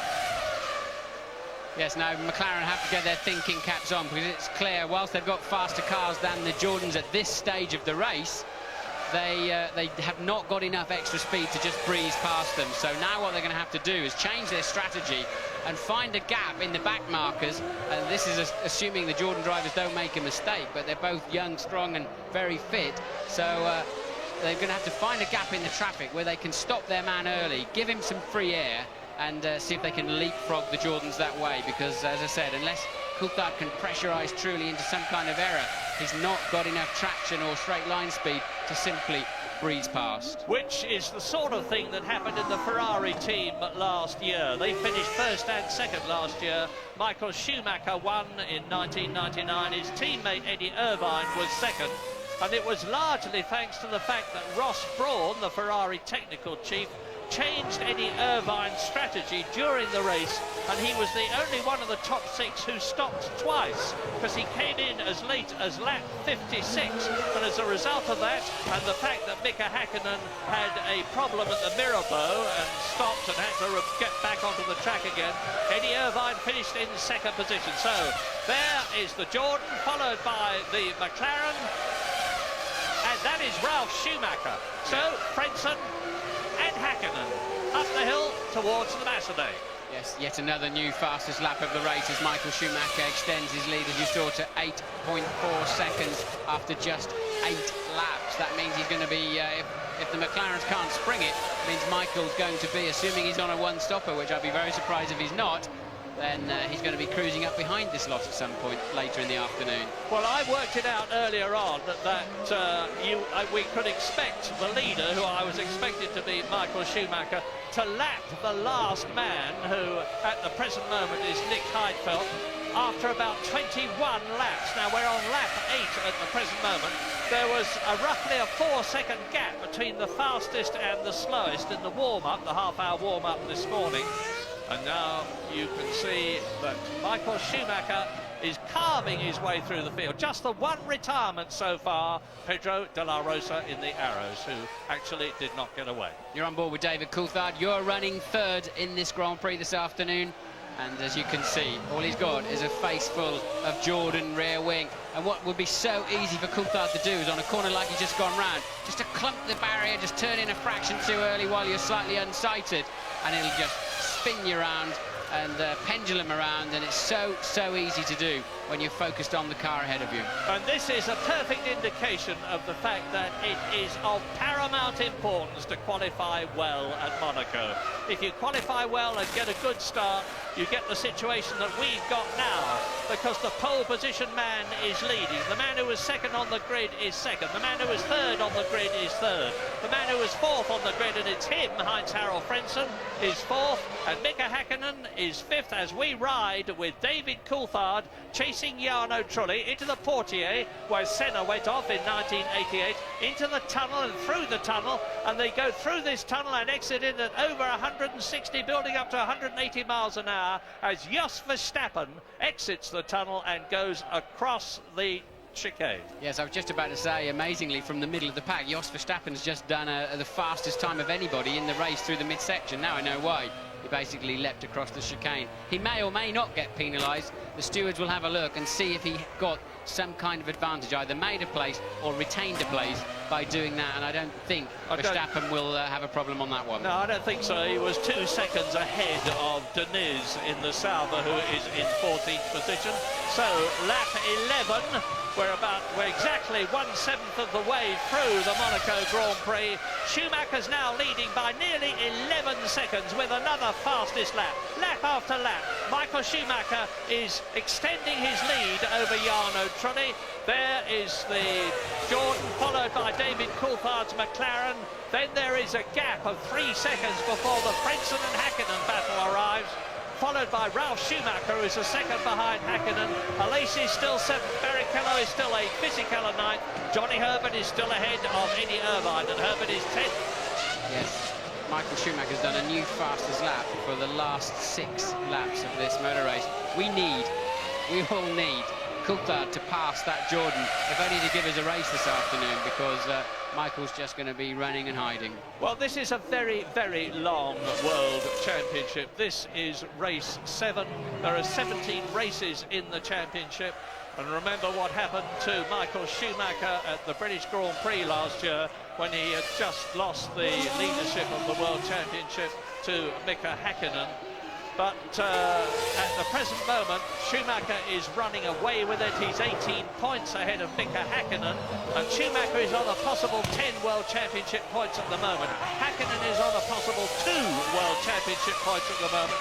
So if things stay as they are, and I don't suppose for a moment they will, Schumacher would be extending his lead over Mika Häkkinen by a further 8 points. And it would be looking very grim indeed. Now that is Johnny Herbert and Eddie Irvine just deciding he's not going to make the chicane, and I don't think he would suffer. I don't think Verstappen's going to, and I don't think Irvine will either. Yes, it's very easy to take that decision to scamper across that no man's land. There should be big spikes in there that stops them going across it. It's too easy to take the soft option there. Yeah, the lines, those red and white lines at the chicane, not at the hairpin there, but at the chicane, are just painted on the ground. There was a time when they actually had a raised wooden structure, and if you thumped that, you were in trouble with a puncture or a broken wheel or broken suspension. But they thought better of it. They just painted the lines on the track, and as you heard from Martin, if you cross the chicane, you benefit, that is, you pass a driver, you will be penalised. You can see they're running wide there quite deliberately, but if you just nip across and you don't gain from it, you are not penalised. Yes, but if they perceive that you would have lost a place because of your misdemeanour, they nailed a Formula 3000 driver yesterday. He didn't gain a place, but surely he'd made a mistake and managed to keep his place somehow. So he got a 10-second stop-and-go penalty, which with a 60 km/h, 40 miles per hour speed limit down the never-ending pit lane here is quite a penalty indeed. And you're certainly not encouraged to do it regularly. So Mika Häkkinen will be a gigantically frustrated man. He's now 17 seconds behind his World Championship rival, Michael Schumacher, tucked in behind Frentzen, with Ralf Schumacher in the Williams BMW, confidently holding on to that 6th position and a points position. Now, where is Jenson Button in the other Williams? The answer is he's still in 19th position. Because although he's riding underneath the rear wing of Gaston Mazzucato's Minardi, and this is the first time too that the Argentine driver has driven at Monaco, Mazzucato is not letting Button through, and as I said earlier on, if you don't get some help from the driver in front, it's going to be virtually impossible to get past. So why, you may say, do they hold a motor race at a place like this if you cannot pass? Well, in fact, most of the Grand Prix circuits these days are very difficult to pass on. The performance of the cars is similar. They're all top drivers, and the big problem is an aerodynamic one.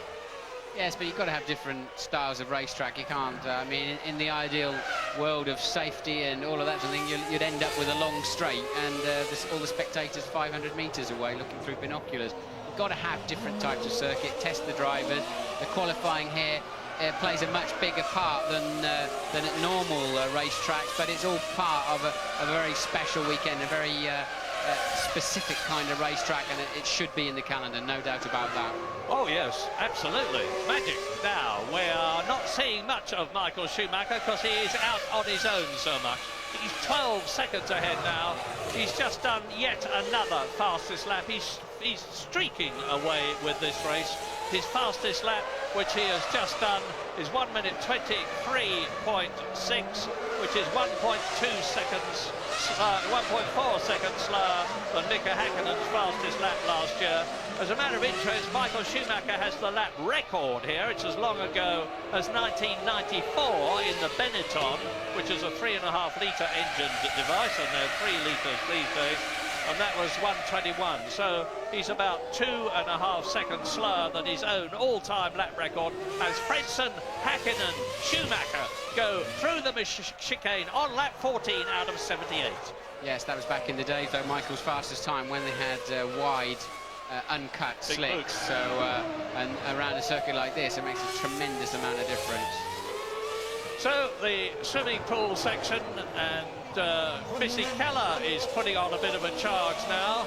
He is in 9th position, tucked up behind Rubens Barrichello. Now, Barrichello is 8th in the Ferrari, cannot get past Alesi's Prost, who cannot get past Schumacher's Williams, who cannot get past Mika Häkkinen's McLaren, and Mika Häkkinen is in 5th position. Fisichella closing up right on the rear wing of Barrichello's Ferrari. I can't help but watch Häkkinen and think he's having another one of those days where he doesn't seem that interested. It's just a feeling you get on the season so far in some respects, and Mika, he just doesn't look really on it in his normal way there. He's falling away again from the back of Frentzen. In a way, though, I think that's what Coulthard should maybe do. Just back off a little bit, cool his tyres down, and come back and have another run at Trulli and try and distract him in that way. I think now they've settled into a rhythm, you just get in a trance following the car in front of you. You should really, I think if he just backs off a bit, cools the tyres, but then, you know, if they come up against back markers or Trulli makes a mistake, then he wouldn't be in a position to maximise on it. So yeah, it's a difficult decision. And it's you can understand that the McLaren people are not bringing Coulthard in spite of the fact that he can't get past Trulli in front of him, because we're only on lap 16, and even if he was on a one-stop strategy and they decided to change it to 2, it would mean he'd be going out with a terrific fuel load and coming back into the race during traffic. Well, yes, they're nowhere near the window for stopping. I would have thought the window to stop would be somewhere 38, 40 laps into the race through to 55, 56. So until we get, I would have thought, at least into the 40s, McLaren are hamstrung on any kind of tactics they can play. Now, Schumacher knows that, Ferrari know that, McLaren know that, but they can do nothing about it. And Jordan will not be at all unhappy with this situation. Jordan have not been performing to their satisfaction this season so far. They were 3rd in the championship last year behind Ferrari and McLaren. This year they're down in 5th position, but behind Benetton. But if they stay where they are now, they will be moving up and probably getting past Williams, who are currently an unexpected 3rd. I asked Trulli a question on the start line that I asked very specifically, did he think it would be more physically or mentally demanding? And he said both. I think he is one of the very fittest drivers physically in Formula One, but I wonder if he was ready to take this sort of pressure. But 3 restarts and 17 on their 17th lap of the race, and Trulli shows no sign of bending whatsoever, but it's a long afternoon ahead of him. He is gigantically fit. I mean, he's taking part in the upcoming New York Marathon. That's how fit he is.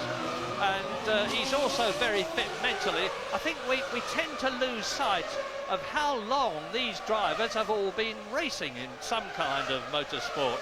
For instance, Ralf Schumacher drove in karts for 14 years before he came up to Formula 3, and Ralf Schumacher's only 24 years old, and Jarno Trulli will be in much the same situation. Now, we're looking at the McLaren chasing the Jordan.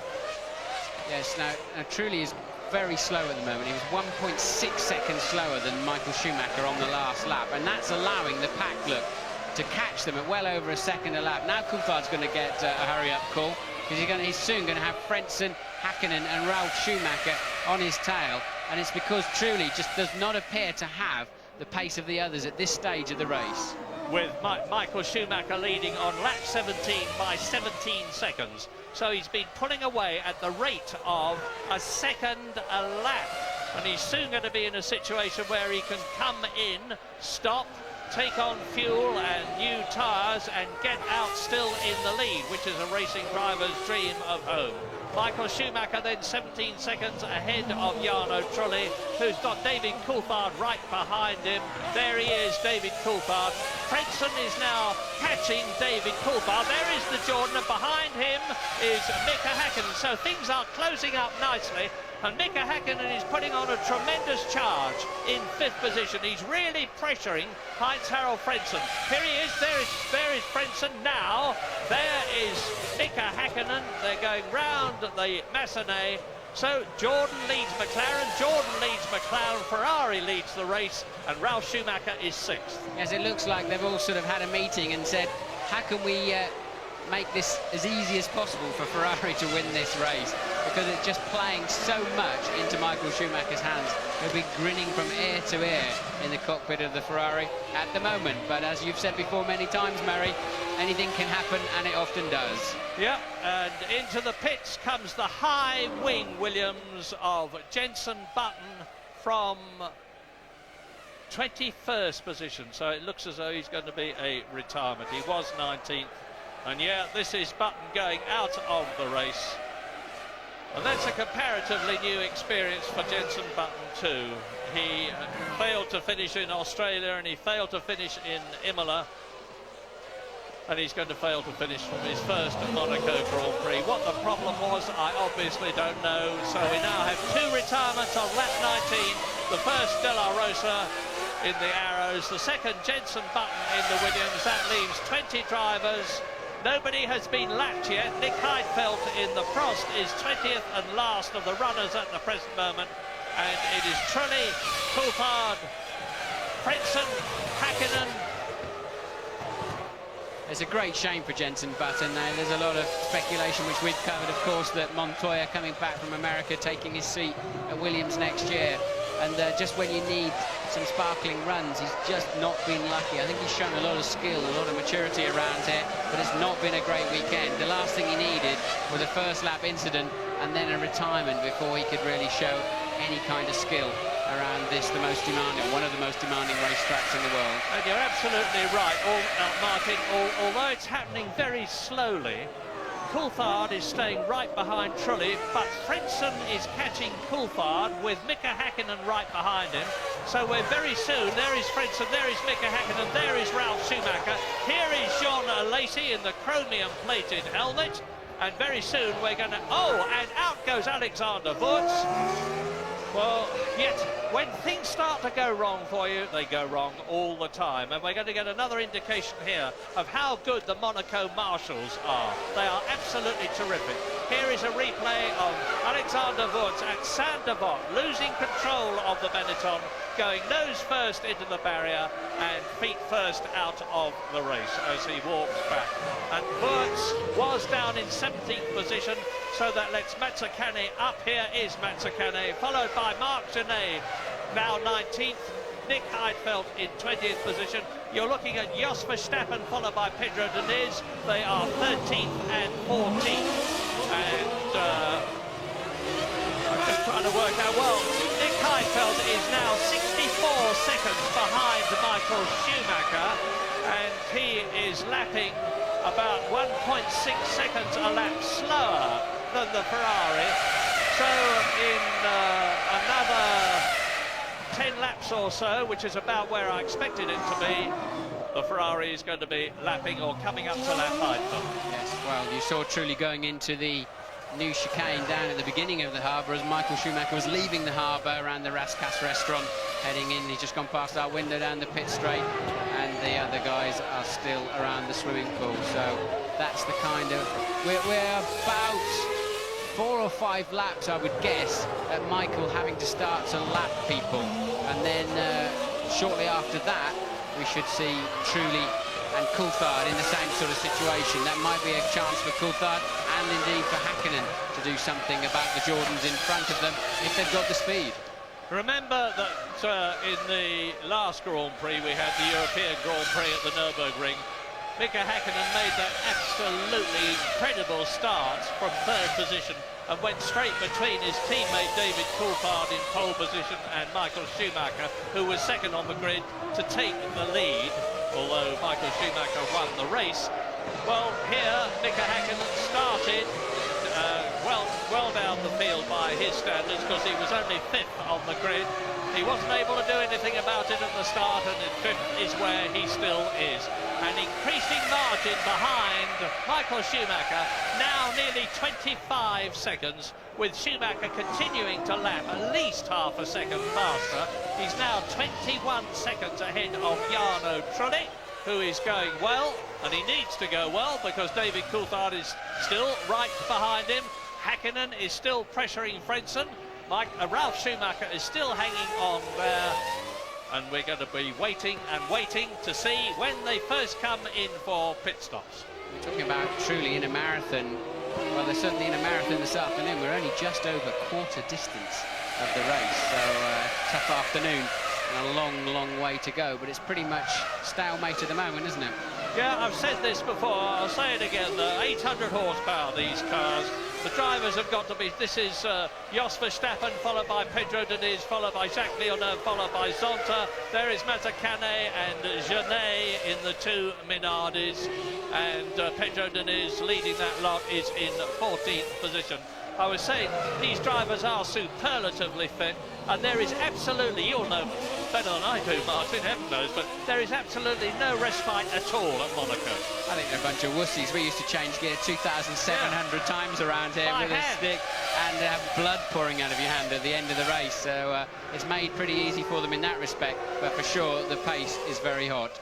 Yeah, in those days you literally physically had to move the gear lever and coordinate the engine revs and the clutch to make sure that you didn't over-rev and blow the engine up. There is no danger of that happening now. The whole thing is controlled by electronics. The driver just pulls the paddle under the steering wheel and everything is looked after for it. A good grip out there at the moment. I think they've gone through that phase James was talking about where the tyres lose a bit of grip and then start coming back to the drivers as they get nearer and nearer to slick conditions. Michael Schumacher with a new fastest lap of the race.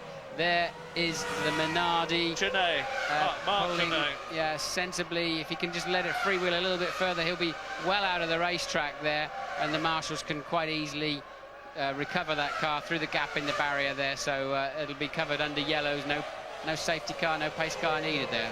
Extremely expensive jewellery shop just to the left of where he's stopped.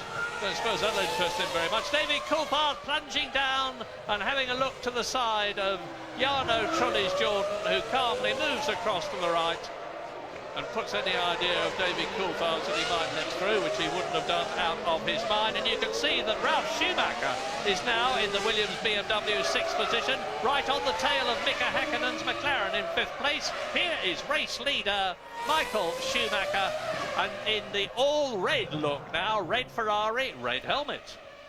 The most frustrating thing about those slow corners when you're following a car very closely is the guy in front of you is guaranteed to be on the throttle a car length and a fraction ahead of you. You can't accelerate before he does, you'll run into him. So another Minardi going off at San Devot. Mazzacane, as you can see, so that'll be well and truly out of the race. Look, they've just been ripping wheels off all weekend. It's absolutely amazing how I don't know whether it's just the way they make the suspension now, but they've just been falling off so easily. 4 groove tyres, and there is Marc Genet out of the race. Now Mazzacane is out of the race, there he is. So it's an early bath for the Minardi team and their drive. So now we have got 18 and 17 cars left in the race, because De La Rosa is out, Button is out, Wurz is out, Genet is out, Mazzacane is out. 17 left, only 8 finished last year. 55 laps remaining, and I've said it before over the years, but when they hang a pit board out and you see 55 laps to go, you cannot believe that you haven't done at least half distance. It seems the early stage of this race seems so long behind the wheel, and then it somehow speeds up as you move through the afternoon.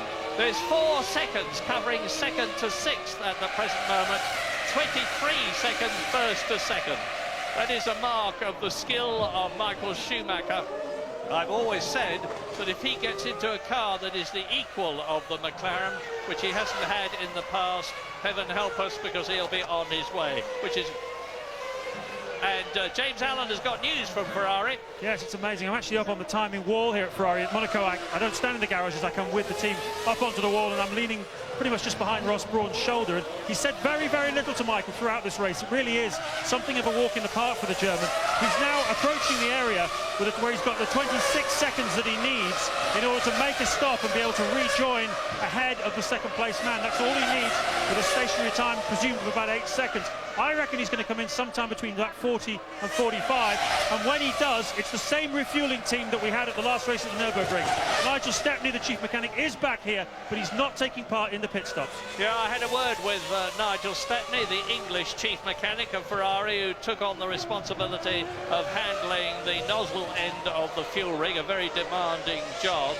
and he's got a bit of binding around his leg, but he's perfectly all right otherwise. He's walking well and just getting the strength back, and that's good news. Yes, there were a lot of people in the paddock very disappointed with that situation where Michael Schumacher ran over Stepney, because there's so many of us would like to run him over, and he beat us to it. But I'm only joking, because Stepney, it can be a bit abrasive, can Nigel, but he's a good guy, does a brilliant job for the Ferrari team.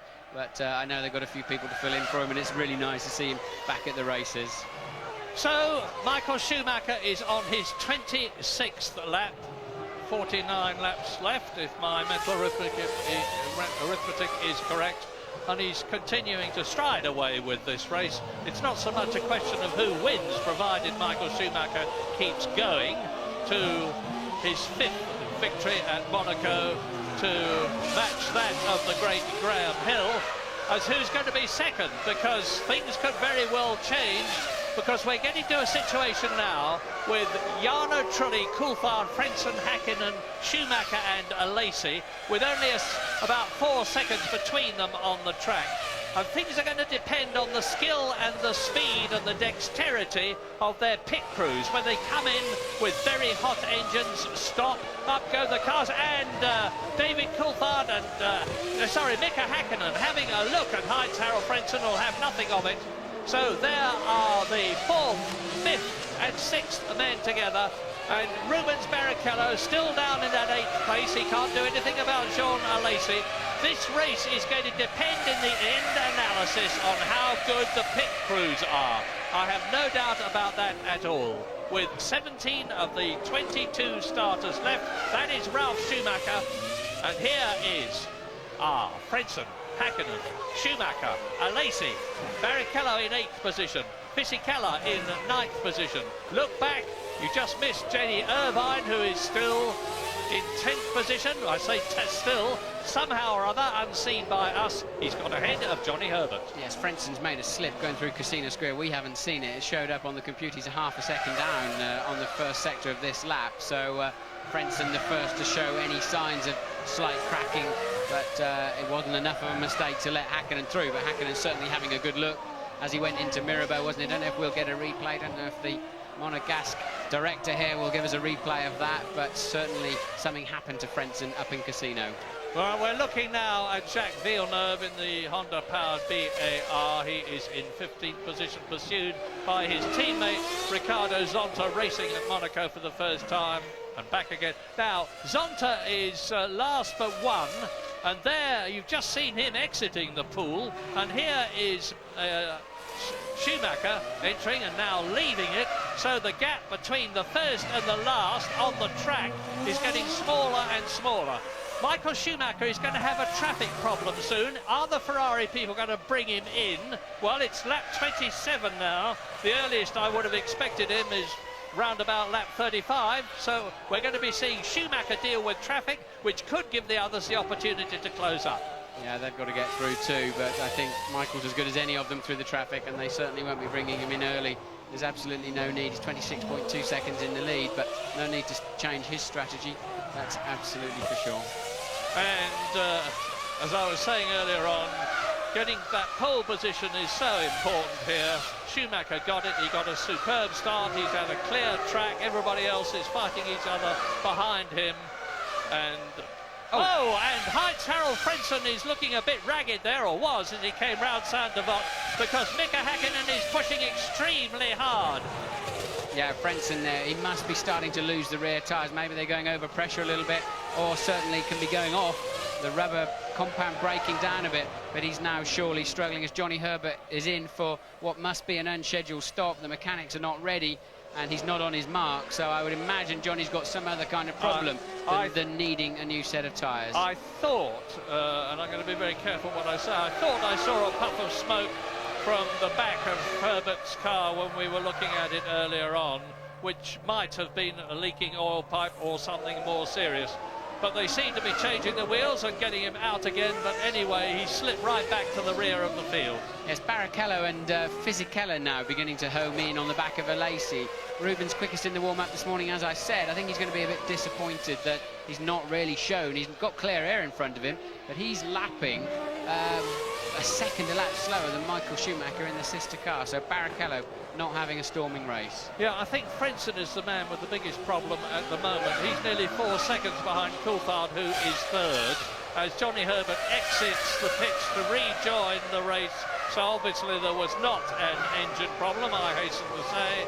And I say Frentzen is now 4 seconds behind Coulthard, but he's holding up Hakkinen and Schumacher and Lacey, who are all within 3 seconds. Now Johnny's about to be lapped, so he's going to have to yield quite quickly to the ferocious pack that's behind him. Trulli and Coulthard cleared the Herbert Jaguar as he was coming out of the pit, but Frentzen, Hakkinen and co are all going to arrive, and I think Johnny will that's Wirtz recovering himself back to the paddock, but Johnny will have to be pulling over, I think, and letting that little train through.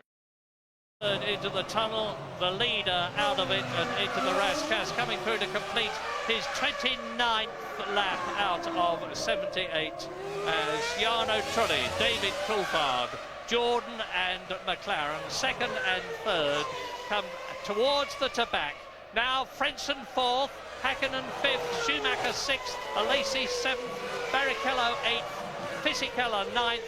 Johnny Herbert has been lapped, and the gap between Fisichella and Eddie Irvine, who is 10th, is some 6 seconds. Yes, Johnny obviously virtually parked somewhere and led them all through, so very sensible, very mature, as you'd expect from JH. But they're on their way, and it's just closing up all the time, isn't it? So Frentzen struggling the rear grip, as we know, and we're getting a little bit of a traffic jam there behind him. Coulthard now 5 seconds ahead of that little battle. You can see virtually the whole of the uphill section before they pop over the blind crest into Casino, where they are now. And Coulthard's going to be pretty fed up with the rear wing of that Jordan before he's finished the afternoon's event. Yeah, but as you pointed out, Martin, there is sadly from his point of view absolutely nothing he can do about it, provided Jarno Trulli stays his ground, keeps cool, occupies the part of the track that David Coulthard would like to be in to get past him.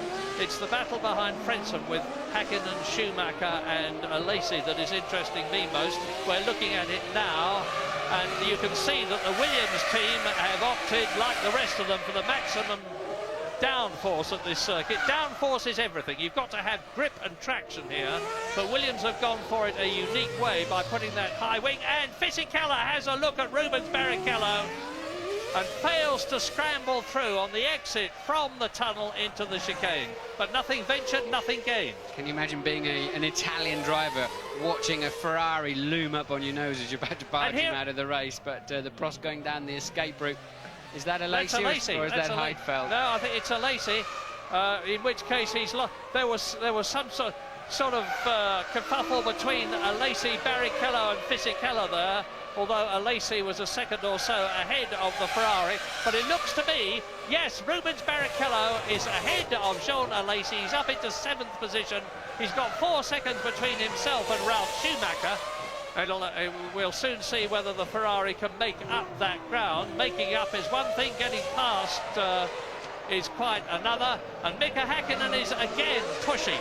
He's just gone through the first sector, fastest of all. You can see him right behind Heinz Harald Frenzen's Jordan. Yes, I think there's so much more pace in those McLarens than they're able to show at the moment, particularly now. In the early part of the race, I think it was nip and tuck with the Jordans, but right now I think both McLarens have got a lot of speed in their pockets and they just cannot use it, which is a shame for us and a shame for the race later on.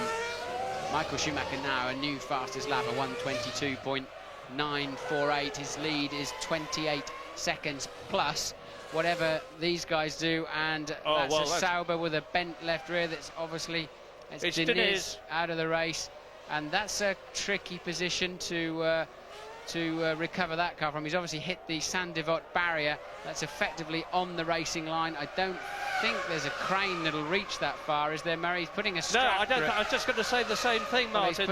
He's putting a strap through the rollover hoop, look. So I just wonder if they may, if the crane will reach that far, it's easy to recover that car. But I would have thought that's stretching a little bit. You've seen the crane in action down at Saint-Devote.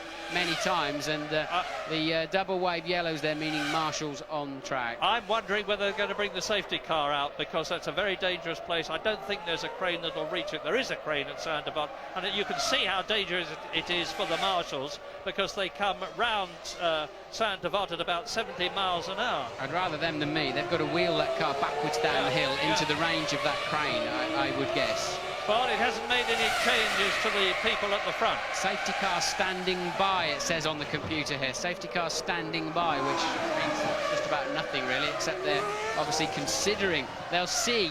And remember, we've seen the bent wheel on that side, but we know it may not push very well. It's got two punctures, I think, so its underbelly will be on the deck. That may not be such an easy car to move, although the marshals here tend to lift them up and throw a little trolley underneath. At least they've got gravity working with them to help get that Sauber of Denitz's down the hill into the range of the crane. And meanwhile, Coulthard, as ever, pressing the back of it's Charlie Whiting, who is the race director, the English race director, who's got to make the very difficult decision about whether or not to bring out the safety car. Now, this is where it's gone off. You can see the blue flags waving there, which means that someone is behind you who wants to and is entitled to get past. But Charlie is sensibly, I think, deciding not to bring the safety car out at the present moment. That blue flag was being waved for Ricardo Zonta, who is down in 13th position. And there is... Villeneuve being lapped. Villeneuve being lapped by Michael Schumacher, so he's coming through third distance, just about, well, over third distance actually, but look at the McLaren right up tight behind Trulli there. It's Coulthard and Trulli. And this is where, again, we'll see the supreme ability and racecraft of Michael Schumacher, because he has this ability that Senna had. I know I'm continually making comparisons between the two of them, because they're two of the greatest, of getting through traffic where others can't. Yes, Trulli's been very cautious around the yellow flags, and that's enabled the pack to behind them to close up by 3 or 4 seconds, and Michael Schumacher now with a 31-second lead. So Trulli has been extra cautious through those yellow flags. James, what can you tell us? Martin, we're not a million miles away from a Michael Schumacher pit stop, I don't think. He was getting through that gaggle, which included Verstappen, Diniz, Villeneuve, Zonta and Heidfeld. He's carving through them at the moment like a hot knife through butter. Verstappen's the next one in his sights, and I would reckon they're all very close together on the road, only about 3 or 4 seconds separating the whole 5 cars. Once he's through there, that's probably a pretty good time to be thinking about making his stop, and I wouldn't be at all surprised, as you were saying before, if McLaren didn't just bring in perhaps Häkkinen at roughly the same time to try and give him some sort of opportunity to make an impression on this motor race. But Ferrari's starting to look as though they're getting ready. Well, we'll wait and see. Thank you, James. Lap 34 out of 78. Michael Schumacher leading by 31 seconds. Very close behind him. You're looking at it now. Trulli, Coulthard, then Frentzen and Häkkinen. In 6th position is still Ralf Schumacher. No changes from the start of the race. Rubens Barrichello has moved up to 7th position as a result of a Lacey going out. Fisichella's now up to 8th. Eddie Irvine to 9th. So the Jaguar is in the top 10.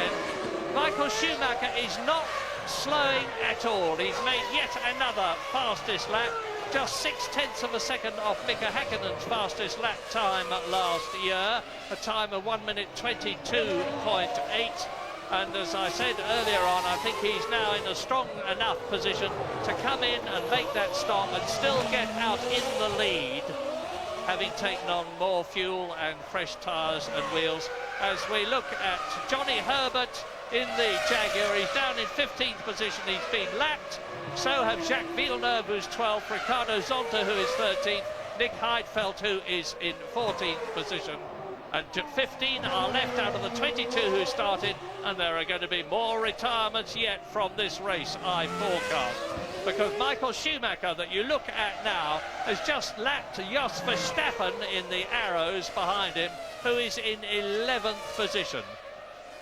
And he's coming up now very close to Mika Salo, I think. Yes, Mika Salo is still in 10th position in the Sauber. Eddie Irvine is on a run now. He's just gone through the first sector fastest of all in that race. And it's heartening to realise that Jaguar are actually making progress with the car. They've got a new management structure. They've been doing an enormous amount of work on the engine, with Cosworth and with the car itself, and it is starting to pay dividends, but they are very honest and say, we know we've still got a long, long way to go. And first of all, we need a wind tunnel, and that's probably a couple of years down the road. So there's a long furrow to plough, but it's nice to see them in Formula One. Michael Schumacher leading lap 36. Yes, the Jordan and McLaren mechanics will be warming up their muscles and getting ready, because their job this afternoon is going to be, as ever these days, really absolutely critical, because if they do a good job, they can keep their man in front or leapfrog their man, whichever their car they're working on. And a half a second or a second is going to make all of the difference on the pit stop. Now, I was talking about Eddie Irvine. He is in 9th position in the Jaguar, and he's able to make that charge, not only because the car will do it, but because there is a 4-second gap between him and Fisichella. So, in comparative terms, Eddie Irvine's got a clear bit of track in front of him. That's a slow McLaren there, Murray. I don't know, I think it's Hakkinen. It's a slow McLaren, lost a lot of speed as he's cruising through. Yes, look, Barrichello now up behind him. So Hakkinen limping. No sign of any smoke or anything like that, but clearly Hakkinen, he'll have to pull right now. He'll have to let them through in the tunnel. It's so dangerous to hold your line. He doesn't do that.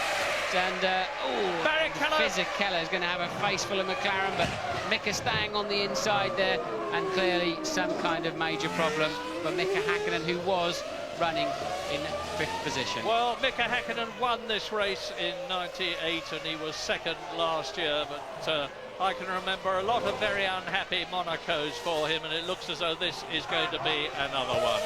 But so he's slipping down through the field. He was in 5th position. He's been passed by Ralph. Coulthard's got a seriously good run. Oh, David, mind you don't lose your front wing and don't hit the barrier. He had to get on the brakes for a second time there, did Coulthard. That's cost him dearly. He got so close to the back of Fisichella. I assume Fisichella got out of shape in the last corner. This is Coulthard so nearly losing his wing. There was a shunt there in a Renault Clio race or something earlier on. That's what all the cement dust is down there. It's very slippery. Sorry to interrupt you, Martin. Mika Hakkinen in the pits. You saw the tyres and wheels being replaced, but they always do that.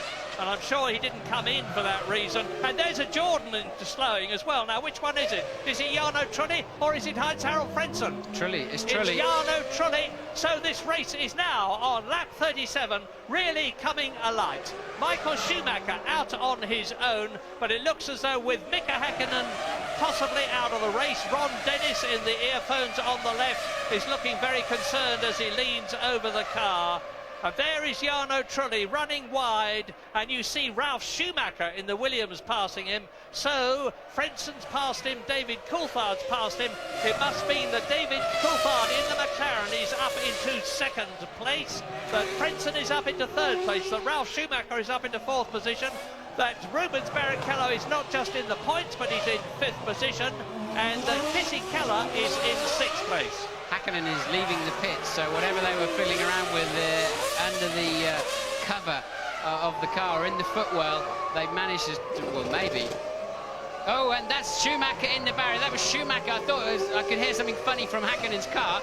It was Ralf Schumacher clattering the barrier, and yet again, a wheel just relatively easily falling off the car. Here he comes, look, he's been slightly unsighted really by Mika coming out of the pit lane. Not Mika's fault at all, just gone too deep into Saint-Devote, and as soon as you get up in the grey there, you're going straight into the tyre barrier. So now you're looking at 2nd place man Coulthard and 3rd place man Heinz-Harald Frentzen. Now we'll see what kind of pace Coulthard has got. In comes Jarno Trulli. We saw him touring, and the race which looked so good for Jordan is suddenly looking not good at all. That is Ralf Schumacher in the background, just yards away from where he lives, removing his helmet as Jarno Trulli's Jordan is wheeled away. Now we're on lap 39, and here is the totally changed race situation, except for the fact that Michael Schumacher is leading it. He's 37 seconds ahead of David Coulthard, who has got Heinz-Harald Frentzen about a second behind him in 3rd place. 4th was Ralf Schumacher, but it's now Rubens Barrichello. So 2 Ferraris in the top 4, looking very good for Constructors' Championship points. And David Coulthard is now the fastest man on the track. Yeah, we were right about that. He's just done 22.3. That's 6 tenths faster than Michael Schumacher's best lap so far this afternoon. And that's the first time he's been released, basically, with some clear track ahead of him. You know, whack it in the barriers, David, because you're 36 seconds behind. It's going to be so difficult to put Schumacher on any kind of under any kind of pressure from so far behind. But he's got to do it. He's got to keep going, and it's probably easy to keep your concentration in that situation. But Coulthard now absolutely on a charge. Yeah, David has taken so much stick in recent times in comparison with Mika Häkkinen, which I never thought was justified. He's about 38 Grand Prix less experience than the Finn, and that is over 2 years. And David always says, I'm still comparatively young, I've got a lot of experience now, I've got a lot to come, and I believe I can win the World Championship. I believe he can too, but Michael Schumacher, that we are looking at now, is on his 40th lap. He's still got to come in. No one has come in amongst the leaders for a fueling stop. We've had Mika Häkkinen in with a problem, we've had Johnny Herbert in, we've had Jarno Trulli come in to retire, and there are now just 14 people left of the 22 who started. Something flicked out of the back of the Ferrari, but I would assume it's just debris that Michael Schumacher ran over as Coulthard does another new fastest lap of the race, some 1.8 seconds faster than Michael Schumacher, and the gap's beginning to come down, but it's still some 34 seconds. And the thing that they all have to watch out for now, we have to watch out for, is very quick news from James Allen. Yeah, very quickly. That's certainly added an edge to the afternoon as far as Ferrari are concerned. They're certainly sitting up and paying attention now. And as I say, Schumacher not a million miles away from the stop. Some speculation just for you on the Häkkinen situation. We saw him lifting the top of the bodywork off when he came in. They seem to be looking at the brakes, particularly at the brake pedal, to see maybe there's some sort of problem with that. Thanks, James. Well, I was saying that what they need to look out for now is debris on the track, because that debris will be carbon fibre. It breaks with a razor edge, and you've only got to get a little bit of it in a tyre carcass, and it can slice it and cause a puncture.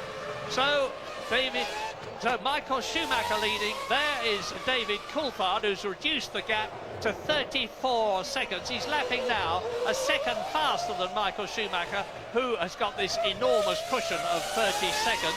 And Heinz-Harald Frentzen is dropping back in third position, with Rubens Barrichello in fourth place, catching the Jordan. It's all coming alight now, and Fisichella is in fifth position in the Benetton. He's lapping slower than Barrichello. Eddie Irvine is now in the points.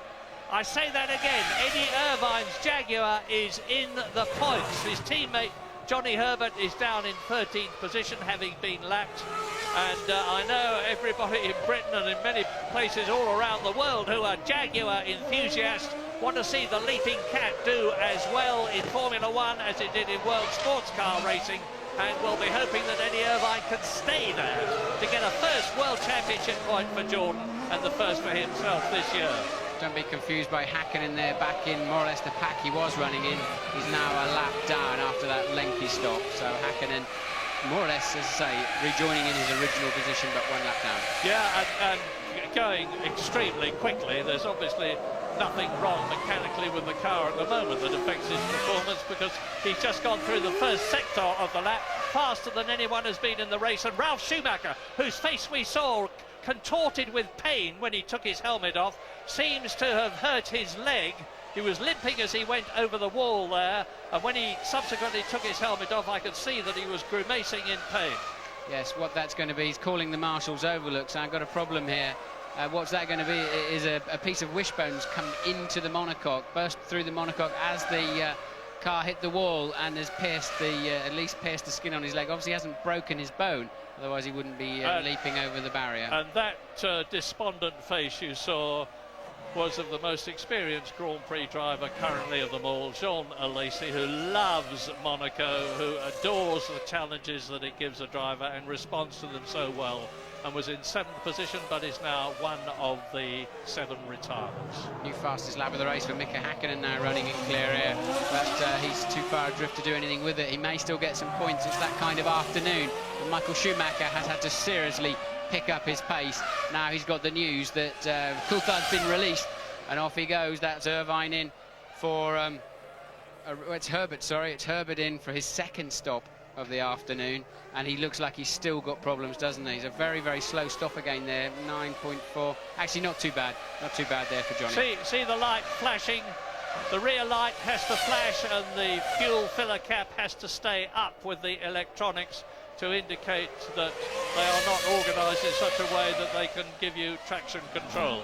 Curious Johnny had to come in again, because obviously he had the unscheduled stop where you'd think they would have tanked it up. Maybe they didn't get fuel in when he came in last time around. Coulthard, a new fastest lap of the race now, a 1:22.1, but Michael Schumacher's down there on a 22.2, so Schumi really has picked his pace up. Coulthard has now dropped Frentzen by a full 7 seconds. Now, the prophecy that we were making about it being a long time before anybody in this race amongst the leaders came in for a fuel stop has proved to be correct, because none of the first 10 have yet been in as the Ferrari surges past the arrows and down towards the hairpin. Michael Schumacher's on his 43rd lap now and has yet to come in. He came in on lap 42 last year, actually, but he's obviously staying out longer. He's 33 seconds ahead of Coulthard, a superb cushion. He's very comfortable indeed, provided he can keep running, even though Coulthard is marginally quicker than he is at the moment. That's Jos Verstappen, who's in 11th place. Heinz-Harald Frentzen is 3rd, but cannot cope with the now much faster David Coulthard, who has been released to go as quickly as he can. Rubens Barrichello, 4th position in the Ferrari, is catching Frentzen at the rate of about half a second a lap. 5th is Fisichella, 6th is Eddie Irvine still, and he's catching Fisichella's Benetton. 7th is Mika Salo, and just to complete the remaining runners, Villeneuve is 8th, Zonta is 9th, Heidfeld is 10th, Mika Häkkinen is 11th and has been lapped, Jos Verstappen is 12th, Johnny Herbert is in 13th position, all the rest have retired. As Johnny is now 2 laps down, unfortunately, after his 2 pit stops. You're watching David Coulthard in 2nd place, now 7.6 seconds clear of Frentzen. But that time around, Schumacher pegged him. They were just about identical in the low 1:22. So Schumacher's now responded and pegged Coulthard to a 33.5 second lead. The danger, as you've heard from us, we're riding with Coulthard now through the chicane down towards the Tabac. Yeah, the track gets fantastic grip in the second half of the race. You can see the tyre rubber that goes down, and you just get this wonderful traction, and the car really feels good. The track comes to you as the race goes on, and you really can't believe how easy it is to do 121s, 122s, when earlier on in the weekend a 26 or a 27 was frightening you silly, and the track just picks up so much grip. Yeah, now David Coulthard obviously wants to win this race, of course, but he won't be too unhappy with 2nd position. If he stays there, it will give him 6 World Championship points, which will move him ahead of Mika Häkkinen to 2nd in the World Championship, behind Michael Schumacher, who will dramatically have extended his lead. Yes, it looks pretty calm behind the wheel of Coulthard's McLaren there, but he did a new fastest lap of the race. You can now see for yourself a 1:21.9 and took 9/10 out of Schumacher's lead. So if he can carry that kind of pace, he can certainly keep Schumacher honest for the rest of the afternoon, Murray. Yeah, and just as Michael Schumacher is looking like extending his World Championship lead, the same thing applies to Ferrari, who won the Constructors' Championship last year, are leading it this year by 10 points, but they've got both their drivers in the top 4. So that's 13 points potentially at the moment. 10 for Michael Schumacher, 3 for Rubens Barrichello, whereas McLaren have only got this man, David Coulthard, on a potential 6 World Championship points. So it's looking very, very strong, very good indeed for Ferrari, who have got so many Italian Tifosi fans here. Michael Schumacher responding again. He also now in the 1:21.9s, as you saw on your screen. So, and that is a faster lap than Mika Häkkinen last year. So as the fuel load is coming down and Michael Schumacher's concentration is maintained, if not intensified, he goes 4/10 of a second faster, and David Coulthard is faster again. He's just taken 2/10 of a second out of Michael Schumacher's lead, but since that lead is 32 seconds, nearly 33 seconds, Schumacher's very strong indeed. Verstappen again running across the chicane as we look at Ricardo Zonta now, chased by Nick Heidfeld's Prost. Heidfeld is in 10th position, looking for 9th position. Ricardo Zonta's first race here at Monaco, and David Coulthard continues to push on lap 46, 78 lap race, 32 still to go. As you say, Martin, if you're a driver, it must seem like going on forever. Yes, it's such a shame. Coulthard's got a couple of cars to clear here, but it's such a shame he didn't get around truly earlier on, because I think we could have seen a great duel this afternoon between Schumacher and Coulthard. They're matching each other virtually identically. This lap's going to cost Coulthard some time, that's for sure. Yeah. The blue flags are being waved for car number 15. Look, it's so slow around Raskas. And they both go into pits. That'll be a sigh of relief for Coulthard. Yeah, he's lost time, but not nearly as much as he would have done if they'd kept going, because Heidfeld was intent on getting past Zonta, and Zonta was intent on stopping him. They come in absolutely together now. Yeah, it cost Coulthard 1.7 seconds that lap, so Schumacher now 34 seconds ahead again. And we're on lap 47 as Heidfeld gets away now. Is he going to stay in the same relative position against Ricardo Zonta? No, Zonta's away first. Heidfeld gets through. So a very good stop by both teams. A better one by... Whoa, and that was where we've had the two offs already today. It's very sandy. It's probably oily underneath. There is Eddie Irvine coming towards us in the Jaguar in 6th position. He has now lapped Jos Verstappen's arrows as they go into Massenet and Casino Square together. Irvine is holding his position. He's 22 seconds ahead of the first man on the track who is not in the points, and that is Mika Salo. So, fingers crossed everywhere for Jaguar lovers, because Eddie Irvine is still there, still in the points, as this race starts to run its course, with Michael Schumacher still to come in on lap 48 out of 78, 30 laps to go. I think they're still working on Ralf Schumacher there with his cut leg, so they're stretching him away. Obviously quite a nasty cut there for Ralf. And Formula One being what it is, motor racing being what it is, I can imagine there are probably people on the phone already to Frank Williams saying if Ralf Schumacher can't take part in the next race, which is the Canadian Grand Prix in 2 weeks' time, and he's not looking too good there at the moment, I would be very happy to take his place. So fingers crossed too for Ralf Schumacher. Yeah, familiar sight, isn't it? Unfortunately, a Schumacher being stretchered off, looking somewhat in pain with his leg. Obviously, brother Michael had that last year. I would have thought it was much more severe for Michael last year, because Ralf was able to hobble over the wall. But still, nonetheless, must be pretty nasty cut for them to have to take such dramatic action. So we're looking at Rubens Barrichello now in the Ferrari, chasing Mika Häkkinen's McLaren. Now we're with David Coulthard, second position, 34 seconds behind Michael Schumacher. No sign yet of the Ferrari coming in. We can't see the pit lane very clearly from here. There's an enormous amount of pit furniture, but there are the Ferrari mechanics as I speak, waiting to bring somebody in. Now I think it must be Michael Schumacher, because there's no need to bring Barrichello in for traffic reasons. He's 2 seconds behind, 2.3 seconds behind Heinz-Harald Frentzen. Yes, getting the news that we think it is Schumacher. Barrichello's tucked up behind Häkkinen, who's trying to lap. So Barrichello has got a little bit of a traffic problem, but nonetheless, we think it'll be Schumacher they'll bring in first. With a 33-second lead over the man you are watching now, David Coulthard from Twynham, Scotland. Here is Michael Schumacher.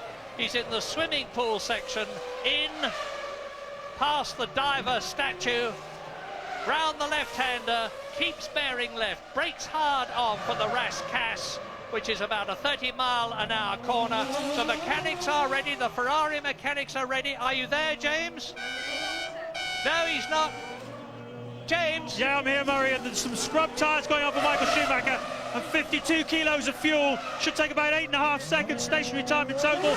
They're not rushing. A great stop by Ferrari. They've got it all perfectly right today. Yeah, Michael Schumacher exits the pit lane at that mandatory 60 kilometres an hour.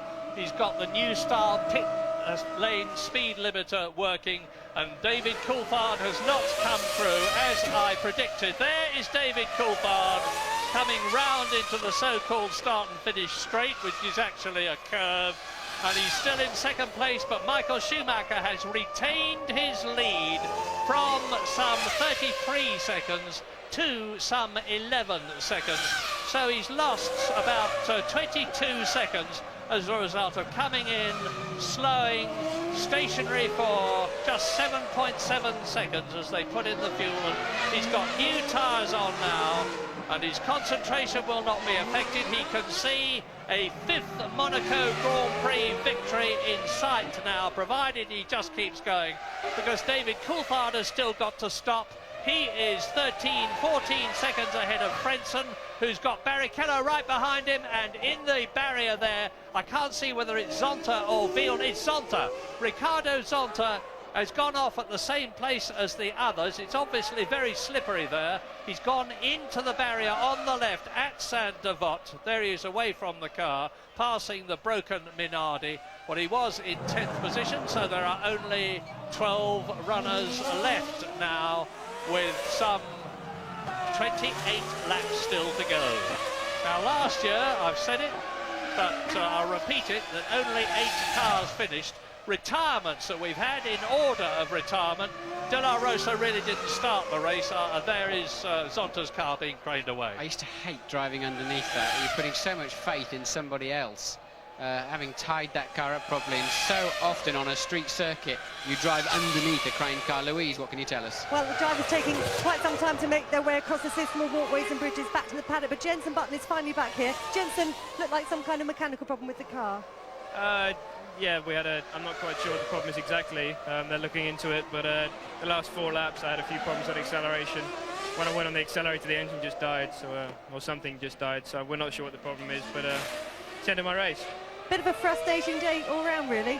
Yeah, I think the only good thing I've got out of it is a bit of exercise, running back to the pits, but there you go. I think it's my first experience of Monaco, and hopefully the rest will be better. I know you're desperate for a drink. Thanks for talking to us.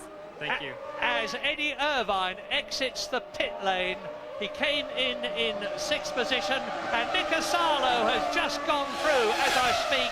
So you just saw a flash of the Sauber going past there. So Mika Salo in the Sauber is up into the points. He's been there once already this season at the San Marino Grand Prix, but this is the battle on the circuit. It is Heinz-Harald Frentzen in 3rd position in the yellow Jordan, pursued by Rubens Barrichello, who is looking to get onto the podium to make it not 1 but 2 Ferrari drivers up there. And Barrichello urgently needs those points to improve his World Championship point position. He's in 4th position in the championship at the moment, and he is lapping about 0.4 of a second faster, with Mika Häkkinen in the background. But he's been lapped, don't forget. It's Michael not particularly fast since he put new tyres on and fuel on board to go through to the end of the 78 lapper. We're on lap 52, but he was 1.3 seconds slower. There's Fisichella makes his first and probably only stop of the afternoon from 5th place. Look at the brake dust as the air guns, the pressurized compressed air guns just disperse the whole lot of it, and Fisichella back out at 60 k's as ever. It's special. The drivers ask for this place to be slower than anywhere else because it is so dangerous, and nobody's disadvantaged that way. So, lap 52, Michael Schumacher leads and has stopped. David Coulthard 2nd and has not stopped. Frentzen and Barrichello that you are looking at having a big battle for 3rd position, for the 2nd podium position. And behind them is Fisichella, who you've just seen come in from his pit stop. Mika Salo is up into the points as a result of Eddie Irvine stopping. But I think Irvine will retake that position, provided the Jaguar keeps going as well as it has been doing, when Mika Salo himself comes in. 12 runners left. One of them is still Johnny Herbert, who has been lapped twice. Everybody up to 7th position, that is Eddie Irvine, has been lapped, as coming towards us up the hill. Heinz-Harald Frentzen 3rd, Rubens Barrichello 4th. Off goes a tear-off visor strip from Heinz-Harald Frentzen's helmet. He's obviously got it fogged up or perhaps some oil on it. And Rubens Barrichello really pushing with Louise Goodman, with Jarno Trulli. That's right, Murray. The retirees arriving back thick and fast now. Jarno, I understand it was a mechanical problem with the car. Gearbox, is that right? Yes, it's right. We don't know if it's a mechanical or electronic problem, but it's a gearbox. Such a disappointment for you. Yeah, it's right for me and also for the team. I mean, the second position was pretty easy to keep because luckily my car was perfect. I didn't push very much because I was on one stop very long first thing, so I was taking care of the tires and tried to keep away David. And as soon as David was closing the gap, I was pushing away, pulling away easy. Bad luck. Yeah, interesting there. He says he was on a very long first stint. Presumably that's Barrichello's stop for Ferrari. Mechanics are getting ready for. So I'm sure that tells us something about Frentzen too, and that he is going to be on a long stint. But no, Frentzen coming in the pits. Jordan have either decided to do that or responded to the Ferrari mechanics coming out into the pit lane to make sure they can try and keep their man with track position. Now, can Rubens Barrichello, as a result of help from the Ferrari mechanics, get his place ahead of... Oh. Yeah, no! Frentzen gets out ahead in the pit lane, ahead of Rubens Barrichello, so there is no change in terms of track position. The question is, has No, Fisichella has not gone through. Is that the Benetton? No, it's not. It was the Jaguar coming through. The Jaguar of Johnny Herbert, who has now unlapped himself from those two, but not from race leader Michael Schumacher. Lap 53 then. Now, Barrichello knows this is his best chance to leapfrog that Jordan while they're on cold tide, while there's a certain amount of unknown, and he's just not close enough to have a look up the inside into Mirabeau. Frentzen's a pretty wise hand as well, but this is surely his best chance to catch Frentzen unawares somewhere. Well, Barrichello's had a second this year, he's had a third this year, and Heinz-Harald Frentzen has just had a third place, so they'll both be pretty anxious to have that position. And David Coulthard is now really pushing, but he's still got to come in. He's done the fastest lap of the race, a second quicker than Michael Schumacher. But don't forget that Schumacher on his 55th lap has had his sole stop. David Coulthard, who is 4 seconds behind him now, has still got to come in. He's the only one of the top 7 who has not yet stopped. Yes, Coulthard must now have, we're not seeing it, but he must now have Schumacher in sight. But as you rightly say, he's a full pit stop behind. We know that to be about 22 seconds. Coulthard's stop should be shorter than anybody's because he's going the furthest, so he needs less fuel to get to the end of the race. But certainly, as the tread has gone off the tyres and the fuel load is down, Coulthard's got a very fast motor car underneath him. Now, the only real race in terms of position at the present moment is that between Frentzen and Barrichello that we've been looking at, who came into the pits together and left together, because Schumacher is effectively a long way ahead of David Coulthard. You can see them virtually together on the track now as Coulthard's second comes into the Rascasse, which Michael Schumacher has just exited. But I say again, there is and Schumacher's in trouble! Schumacher's in trouble! Front wheel off the ground, has he got a puncture? Michael, and it's happened at the very worst place that it could possibly happen, because he's only just past the pits. He's got to do a whole lap like this. Now, you remember what I said earlier on about carbon fibre stuff getting into the tyres? Maybe that's happened. No, I don't think he's got a puncture. I think he's got a... Well, we'll have to wait and see, but I thought it looked more like a suspension failure than a puncture. I think he's got a suspension failure there, Murray. He's going to be out of the race with that one. Yes, indeed he is, and in which case David Coulthard will take the lead, with Frentzen in second position and Barrichello in third. But first, we've got to see what happens in this really dramatic development to Michael Schumacher, who's on his 56th lap. I say it's happened at the very worst place, because even if it's a puncture, which is the least of his problems, he's still got to do a whole lap, probably with the back of his car dragging on the ground by the time he gets in. If it's a broken suspension, he will be out of the Monaco Grand Prix. Well, I'm hearing from the pits they're getting a suspension arm ready to go on to Schumacher's car, but that's going to take some time. Yeah, I mean, he held it well. I think he's got a left rear suspension failure. That puts the right front up in the air like that. I don't think he had a flat tyre, and I'm almost certain that Schumi's got a damaged rear suspension, so that's going to take them 3 or 4 minutes, I would have thought. And now they've chosen to make Coulthard stop at that point. Lovely bit of quick thinking by the McLaren team. Will bring David in for his sole pit stop. He was 43 seconds ahead of Heinz-Harald Frentzen, so there's going to be no problem in terms of David Coulthard losing what looks like is going very shortly to be the lead of the Monaco Grand Prix, with Heinz-Harald Frentzen moving up into second position. And we're looking at the Jordan now. Where is Rubens Barrichello? Here's Michael still trying to recover to the pits, look, and I'm pretty sure there's something gone on the pull rod or the rear shock absorber mechanism on Michael Schumacher's car. So maybe he had a little thump of the barrier somewhere earlier on in the race, and that can so often catch you out later on. So Michael Schumacher, they're still limping back to the pits. In fourth position, he's been passed by Coulthard, he's been passed by Frentzen, he's been passed by his teammate Rubens Barrichello. The glittering prospect of a fifth victory here at Monaco has escaped him. James. You can never count on anything in Formula One racing. As he came in, the left rear wheel was bobbling. He's cut the engine, guys. So I think he thinks it's all over. This reminds me very much of 1998. You remember he clashed with Alexander Wurz at the Lowe's hairpin and threw away a certain 10 points and victory because he damaged his left rear suspension in that incident. Mechanics furiously working in the back, but the engine is cut out, and certainly any chance of any significant points are gone for Michael Schumacher. Thank you, James. So let's assume that is the situation, and obviously the cameras and we will be keeping you in touch. But now on lap 57 with 21 to go, as the Ferrari mechanics wrestle frantically with that rear suspension problem, David Coulthard is in the lead, the man who won the British Grand Prix, the man who's had such a terrible season personally as a result of that appalling air crash, is in the lead at Monaco, 24 seconds ahead of Heinz-Harald Frentzen, and there is Frentzen pursued by Rubens Barrichello. So this is the battle for second position that you are looking at. A McLaren leads, a Jordan is second, a Ferrari is third. In fourth place, the Benetton of Fisichella. In fifth position is Eddie Irvine's Jaguar. And in sixth position is Mika Salo in the Sauber. Seventh is Mika Hakkinen, and he is... That's the Ferrari still in the pits. Michael Schumacher getting out of the car, I think, Murray. They're abandoning the race. The Ferrari is retiring from the race.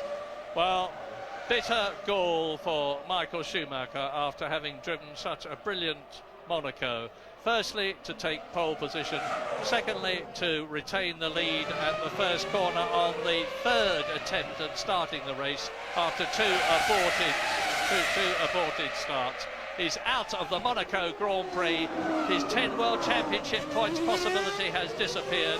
Mika Hakkinen, however, is out of the points at the present moment. David Coulthard is potentially on 10 World Championship points, and if he gets those, he would be within 12 points of Michael Schumacher. All is not lost. And the top six at the present moment are Coulthard, Frentzen, Barrichello, Fisichella, Irvine and Salo. We're leaving Monaco, but we'll be back soon.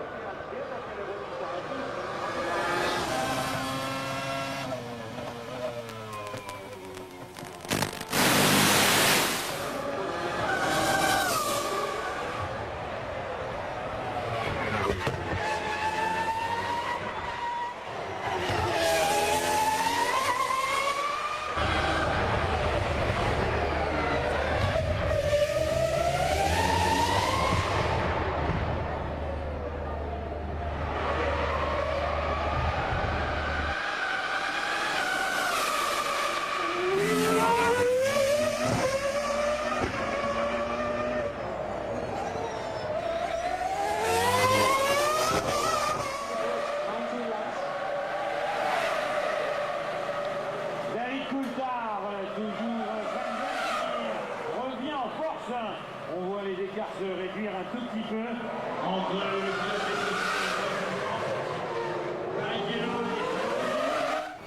As usual, the Monaco Grand Prix has not disappointed us. It seemed static for such a long time, but as in the past, everything changed very quickly indeed. This is lap 60.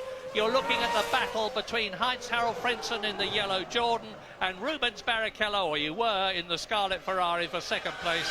And David Coulthard, that we're riding with now up the hill and into Massenet and Casino Square, is 17 seconds ahead of that battle with Frentzen in second place. But that gap is coming down very slightly indeed. I think Coulthard has responded, because his last lap time was actually 1/10 of a second faster than that of Frentzen.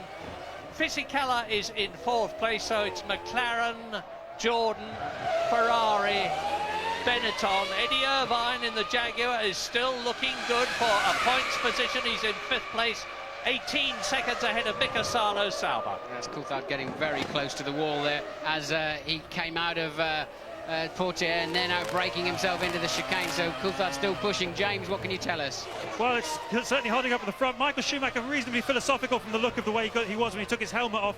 I can tell you that was the left rear suspension that broke, but the word at Ferrari is that he did not hit the barriers. That's the way they are saying it at the moment. He did not hit the barriers, so they're not quite sure why it broke. Maybe it was because it wasn't strong enough, which seems reasonable enough. He certainly didn't hit the barrier that we saw. It's not to say he didn't hit the barrier some other time in the weekend. We did see him wallop it in qualifying yesterday with the left rear. They crack test these parts. I'd be surprised if they weren't new suspension parts, but it's very unusual to have a failure like that. But this is a tough racetrack, a lot of bumps, a lot of you do get very close to the barrier sometimes without actually knowing you've touched it. Michael didn't realise he'd hit the barrier in qualifying. It was just such a gentle touch, but it still puts a lot of side load in. Hakkinen is on a charge. He's trying to catch his fellow Finn, Mika Salo, who's occupying sixth place at the moment and a World Championship point. And Hakkinen needs that. Michael Schumacher out of the race. Hakkinen needs to maximise, as does Coulthard up there, currently on 10 points, but he doesn't need too many scrappy laps like he had last time around. There is Mika Salo that we're looking at now in the Sauber. He's in sixth position. You just saw a flash of Mika Hakkinen, who's really responded, as he always does, to a challenge. That is Eddie Irvine going through in the Jaguar. He